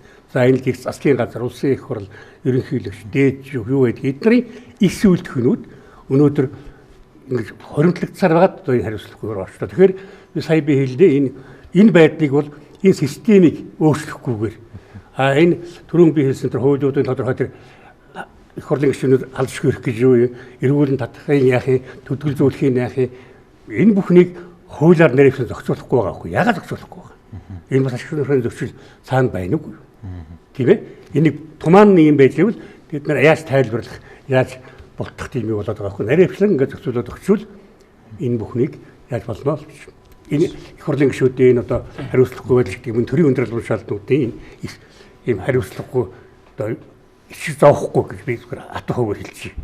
Энэ байдал засагтаа л гэж хэлээ. За мэдээж их хурлын гишүүдтэй ямар хэлээр ярих гэж одоо хуулийн хэлээр л ярих ёстой л. Гэтэ тэр хууль нь байгаа мó гэдэг одоо асуулт яригадаад байгаа байхгүй. Үнэхээр одоо тэр хууль нь байхгүй учраас яг ямар ч хэлээр ярих хэцүү болчиход байна шүү дээ. Та бүхэн дөрөв нэг дурдсан шүү дээ. Жишээлбэл одоо юу гэдэг ёс зүйн зөрчил гаргасан үнд дүрмээр 3 шийтгэл ногдуулт юм байлээ. Ганцаарчлан сануулж байгаа юм байлээ. Нэг 20%-аар одоо цалингийг хасж байгаа юм байлээ. Дээр нь одоо юу гэдгийг ард түмнээс уучлал гуйхыг даалгаж байгаа юм бэл. Хамгийн инээдэмтэн тэднийг биелүүлэхгүй яах вэ гэдэг механизм байхгүй. Жирийн иргэн болоод тэднийг биелүүлэхгүй бол нөгөө санкц нь хүндрээд явчихдаг байхгүй. Танд нэг боломж өглөө хоёр дахь боломж гэж байхгүй гэсэн байдалтай. Тэгэхээр иргэдэд болохоор хууль хатуу байдаг. Эрх мэдэлтэнд болохоор хууль ингээ баг байхгүй шахуулцдаг. Тэгээ байхгүй болгочоод байгаа энэ үйлдэлийг засахгүй л явахгүй. Хоёрдугаарт нь нийгмийг нөгөөдүүлчээ одоо бүр ингээд давраад гэдэг юм уу одоо нийгмийг замбраагүй байдалд оруулах байдлаар ер нь бол та бүхэн мэдчихэе энэ төрийн эрх мэдлийг чинь одоо террорист маягаар ингээд зэвсэг мэвсэг хэрэглээд авдаг үе чинь өнгөрцөн. Одоо бол системийн аргаар системийн гацаах байдлаар системгүй болгож жагаад тэрийг одоо эзлэх арга нь одоо жинхэнэ одоо юу гэдэг сонгодог утгаараа явж нөгөө дорооны дан гэдэг ш. Тэгэхээр Монголд өнөөдөр юмар хууль байсан, бүтгэх хууль, эрүүгийн ялтай байсан байхгүй болсон. Доромжлох байсан байхгүй болсон. Танхаарах байсан байхгүй болсон. Дураараа ажиллах байсан байхгүй болсон. Төрийн эрхийг хууль бусаар авах нь хүч хэрэглэхгүйгээр авах гэдэг нөгөө сонгуулийн аргаар, сонгуулийн бус аргаар авах гэдгийг байхгүй болгоцсон. Зөвхөн буу зэвсэг хэрэглэж төрийг одоо юу гэдгийг нөгөө 17 оны Аврора гэдэг хувьсгал хийж ил авахыг төрийн эргэлтийг ин бусдыг бол зөвшөөрөхгүй байдлаар оролцсон. Тэгээ бүр цаашдаа ажлын байрны бэлгийн дарамт гэдгийг байхгүй болгосон. Энд чинь тэгээд нийгэм энэ болгоноосоо эхлээд ингээд замбраагүйтэл нь хууль нь байхгүй учраас замбраагүйтэл нь яваад байгаа байхгүй. Өөрөөсөө тэр замбраагүйтэл дотроо орж ирээд жинхэнэ замбраагүйтлээ дураараа ашиглаж байгаа байхгүй. Тийм нөхцөл байдлыг шийдэгвэл ярьдаг хуулийг батлах ёстой. Ярьдаг хэлтэй болох ёстой гэсэн үг. Тэгэхгүй л одоо тэгээд нэгэн зурагтны цаанаас бидэнд салавчаа өгвөл бид нар зурагтынхын наанаас бухимдаж одоо юу гэдгийг суухаас өөр аргагүй байхгүй. Тэгээд сүүлдээ энэ төрөөмийн сүлд өршөө мөршөө гэдэг тэр уламжлалт хэв маяг нөгөө төрөө өмддгөх ёс суртахуун байхгүй болоод энэ улс чинь хэд тусгаар улс болж чадахгүй юу гэдэг ч асуудал яригдах нөхцөл үүсэн шүү дээ. За ер нь бол цаг дуусна нөхтөө. Тэгээд би та хэдийн ярианаас бол ойлгохтой бол энэ өргөн барьсан одоо парламент орсон хуулинд бол одоо авчгээ хэмнүүд бол байгаа тийм ээ. За ямар ч юм бол 3 шатны шүүгээр гин буруутай тогтоогдсон бол за нөгөөх нь нэг чуулгандаа 365 цаг суух хэрэгтэй гэдэг бас юм энгийн бас юм легитим бас юм зарчмууд бол байна. Гэхдээ яг нэг дүнлэлтэнд хүрч байгаа нь юу гэхэлэр улсын хурлын гишүүнээс гадна одоо энэ нөгөө том албан тушаалд очих хүмүүс бүгдээрээ бас нэг айжчдаг бас тийм мэдрэхүйтэй хүмүүс байхгүй бол одоо тий сүулдэ барьцж штэ одоо нөгөө нэг 900 дэд хороо орч улс чинь нөгөө таны хэлдгээр нөгөө том хулгайч нараа яаж чадахгүй муудаа дээрлэхүүгээл одоо зөвхөн тэр хоёр гишүүнээс гадна нөгөө үндсэн хууль зүйн засгийн газар огцруулсан гэдэг одоо хурлыг даргалсан булгамт байж гэдэг юм уу. За одоо тэр сонгуулийн санхүүжилтийн асуудлаа болромаг л дандаа эмгтэй гишүүд нэрээ бодоос ч голдуу бас байгаа даа шүү. Тийм. За яг одоо эрчүүд нь ч бас байгаа л баг. За тэгээд ер нь цаг дууссан учраас санал дүгнэлтийн эсэгтэй оръё. Тэгэхээр өнөөдрийн хилцүүлгээ та бүхэн яг юу гэж харж байна? Магадгүй одоо энэ хуулийг парламент батлаа гэд ер нь нэг та нар одоо хилцээ гэж ер нь ямар зүйл заалт нэмээр байна бас нэг хошуу нэмэрлээч л гэж байгаа юм. Тэгээд эргэн ламжуугаас эхэлнэ. Эргэн ламжуу. За би тэр саналаа хэлээ. Одоо үндсэн хуулигаа тэр хамгийн том алдаа. Тэр улаанаар бичсэн яаж гэдгийг засаад тийм замаар явах юм бол асуудал шийдэгдэнэ. Том хулгайч, залхитай том хулгайг илрүүлэх асуудлыг мөрдөх одоо ажиллагаа гүйцэтгэдэг энэ байгууллагууд гүйцэтгэ баталгаан цаатлалтаа хятадаас өгнөө. Ингээд энэний дараа бол жинхэнэ хулгайч нь бол баригдана. За баярлалаа. Доктор Үлзий сайхан. За яг энэ хуулийг үгүй яг хэлсэн л бидтэй тий нэг зүгээр суухаар гэж би хувьдаа бол бодож байна. Яг тэгэхээр байдлыг тэр нэг сайн өөрчилж чадахгүй. Яг эрхээ биш нэг хуралдаа суудаг болох ах энэ төр гэдэг үүднээс бол байж болох юм. А хэрвээ бид нар биш одоогийн ерөөсөө энэ улсын системийн хувьд ингээд нэг гацаанд орчод байгаа байдлыг ингээд засах гэж үнэхээр чин сэтгэлээсээ бодъё гэх юм бол ерөөсөө эцсийн эцэд бол арчил гэдэг чинь ард түмэн засгийн эрх байх юм байгаа шүү дээ тий. Тэгэхээр тэр эрх мэдлийг нь өөрсдөд нөгөө л хуйлаан өөрсдөө баталдаг болохгүй бол засчдаг. Тэр нь болохгүй бол дахиад өөрсдөө тэрийг болиулждаг. Тэр эрхийг тэднэрт өгч. Тэгэхгүй бол энд байж байгаа парламентад сууж байгаа гишүүч өөрсдөө их асуудалтай байгаа учраас өөрсдөө нийцсэн хуулийг ингэж батлаад улам бүр байдлыг дордуулад байна. Тийм учраас засах хэрэгтэй ганц субъект бол ерөөсөө л ард түмэн байгаа шүү. Тэднэрт тэрхийг өгчөөж байлаа юм л. За. Гавьяа туулж Жилгаажов. За тэгэхээр энэ би зүгээр ерөнхийлөгчийн хуулийн агуулгыг бол зорилгыг бол дэмжиж байгаа. А зүгээр дотор нутгийн гэдэг юмнуудыг үсэх юм бол энэ бол ямар ч юм төрөхгүй. Одоо цаг үлжил сайхан доктор хэлдгээр энэ бол ямар ч хүйтэн төрөхгүй. За биний санал юу вэ гэж. Ард түмэн дэрхийн нөгөө гэж одоо энэ хэлдэг болсон. Тэгэхээр би түрүү нэг хэлсэн энэ үндсэн хуулийн байгууллагуудын эсвэлдэх үндсэн хуулийн хяналтанд оруулах ёстой. Энэ эсвэлдэх өнөөдөр хэрэг хэвтрлээ тийм ээ. Улсын их хурлын үндсэн хуулиар хүлээс өөр хэрэгжүүлдэг, засгийн газар нь хэрэгжүүлдэг, ерөнхийлөгч нь хэрэгжүүлдэг, дээд шүүх, прокурор гэдэг ингээд ерөөсөө хэрэгжүүлдэг. Энэ эсвэлдэх гэж энэ юмыг одоо энэ эсвэлдэхийг бол хяндаг үндсэн хуулийн шүүхүүд дэлхийн нийтэд олон бий. А ягаад захиргааны их хэсвээ актын эсвэлдэхийг хянж болоод байдаг. Үндсэн хуулийн энэ эсвэлдэхийг хянж болохгүй гэж. Энийг зөвхөн сая хэлдгээр ард түмний санал асуулга явуулах. Одоо энэ мэдээж энэ их хурл энэс өөрчлөлт ороод гэвэл одоо хэлж шүү дээ өөрсдийнхээ эсрэг одоо их хэсвийн байдлыг дордуулсан өөрчлөлтийг бол эдгээр бол оруулахгүй шүү дээ. Тэгэхээр би энэ хоёр юмыг яаж байгаа. За түрүүчийн би хэлсэн энэ үндсэн хуулийн одоо энэ ерөнхийлөгчийн хуулийг зүгээр яхав өөрчлөлтөөр хүмүүс хэлж байгаад би тэр түрүү хэлсэн 29-р зүйлийн хоёрыг тайлбарлаад зохицуулаад тийм ээ халдшгүй байдал гэж юу гэлхий шуун шүүхийн өмнө халдшгүй биш байх ёстой гэдэг юмыг оруулаад тийм ээ их хурлын гишүүн халдшгүй байдал гэдэг бол хуун шүүхийн өмнө хинч очноо шалгуулнаа тэр ийм учраас энийг зааглаад ялгаад ингээд яах хэрэгтэй. Хоёрдугаар 29-ийн 3 гэж тэр эргүүрэн татах хөдөлгөлзүүлэх энэ заалтыг бүр тодруулаад шууд прокурор өсөлтөгөл шууд л хөдөлгөлзүүлэх байх хэрэгтэй. Гэтэл хөдөлгөлзүүлэх хэсэг гэж байна. Хөдөлгөлзүүлэхгүй шиж болохоор ингээд өөрсдөө хамгаалах тийм систем бий болох шээс энэ хариуцлагагүй байдлын цаашдаа яваад байна. Тэгэхээр энэ гурван юмыг зайлшгүй оруулах хэрэгтэй. Хуулийг зохицуулах хэрэгтэй. Ингэсэн тохиолдолд бол одоо энэ хуулийн дээр шаруулж бодно. Одоо ерөнхийлөгчийг хэлэлцэж байгаа одоо энэ тохиолдолд ажлын хэсгийнх нь тэр их хурлын гишүүч тэр энэ гурван заалтыг одоо тэр хурлын хуулинд оруулаад засаад явах юм бол энэ бол болох юм аа л гэж байна. Хууль чимгөөлөгч Баасан хүү. За тэгэхээр яг уу бүгд л одоо мэдээж ингээд харахаар бол бүгд л энэ улс орныхоо төлөө ардын тэрээр эрх ашигын төлөө гэж ярьж байгаа боловч яг чадж гэнэ үү гэдэг дээр эхлээд анхаарах хэрэгтэй байгаа.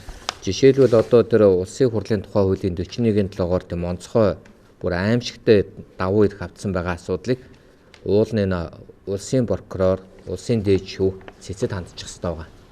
Өөрсдийнх нь эрхийг зөрчсөн учраас шууд цэцэд хандаад тэгэнгүүт энэ хууль чинь түтгэлцэж чинь. Тэгээр халдашгүй байдалтай биш болчихно гэсэн үг. Тэгээд энэ хулгайч нараа бүгдийг одоо юу гэдгийг одоо аваад явах хэрэгтэй шүү дээ. Тэгээ эний чи ард түмэн гэдэг бид чинь цөөхөлөө учраас хулгай хийсэн үгүй гэдэг мэдээд байгаа байхгүй. Одоо хэдэн сая хүнтэй нутагдвал одоо мэдчихгүй шүү дээ. Сонсогчгүй тийм. Хоёрдугаарт нь юу гэх юм бол түрүүн би хэлсэн. Заавал энэ хуулийг оруулж ирэх ёстой юм байлээ. Яагаад заавал оруулж ирэх ёстой гэж байгаа вэ гэвэл би хуульчийн хувьд хэлж штэ. Нэгдүгээрт Монгол Улсын үндсэн хуулийн 29-ийн 4-дээр заачиж, хоёрдугаарт нь 2023 онд орсон төрийн одоо албаны ёс зүйн байдлын тухай хууль гээд одоо хүчин төгөлдөр үйлчилж байгаа хуулийн дээр заасан. Тэгэхээр харин хэн санаачилж орж ирэх вэ гэдэг асуудал байна. Төрийн өндөр албан тушаалтны одоо асуудлаар одоо ингээд эргүүлэн татах асуудлаар хэн хууль санаачилж оруулж ирэх вэ гэж. Тэгэл энийг оруулаад ирсэн асуудлыг тэгэл хилэлцэл явах хэрэгтэй шүү дээ. Тийм учраас би бол энэ нэг хайхтар одоо юу гэдгийг эргэлзээл, гайхаал, яагаад ийм хууль ороод ирсэн, яагаад энэ парламентын эсрэг үлдсэн, яагаад ерөнхийлөгчийг хурал хоёр муудалцаад байгаа гэж ийм юм ярих биш. Хуулиар зайлшгүй ороод ирэх ёстой гэд өөрөөсөө хуульчилчаад ороод ирэхээр нь үгүй гэдэж болохгүй л гэж хэлмээр. За баярлалаа. За ингээд цаг дууссан. Тэгээд өнөөдөр хилцүүл хүрэлцээсэн та дөрөвдөө талархлаа илэрхийлье. Тэгээд их хурлын гишүүд маань тэгээд ерөөсөө өргөсөн тангартай үнэнч тэгээд бас ард иргэдээсээ айж ичдэг тийм ээ. Бас нэг тийм ёсуутай байгаасаа л гэж одоо хүсье та тийм ээ. За танд баярлалаа. За баярлалаа. За танд баярлалаа.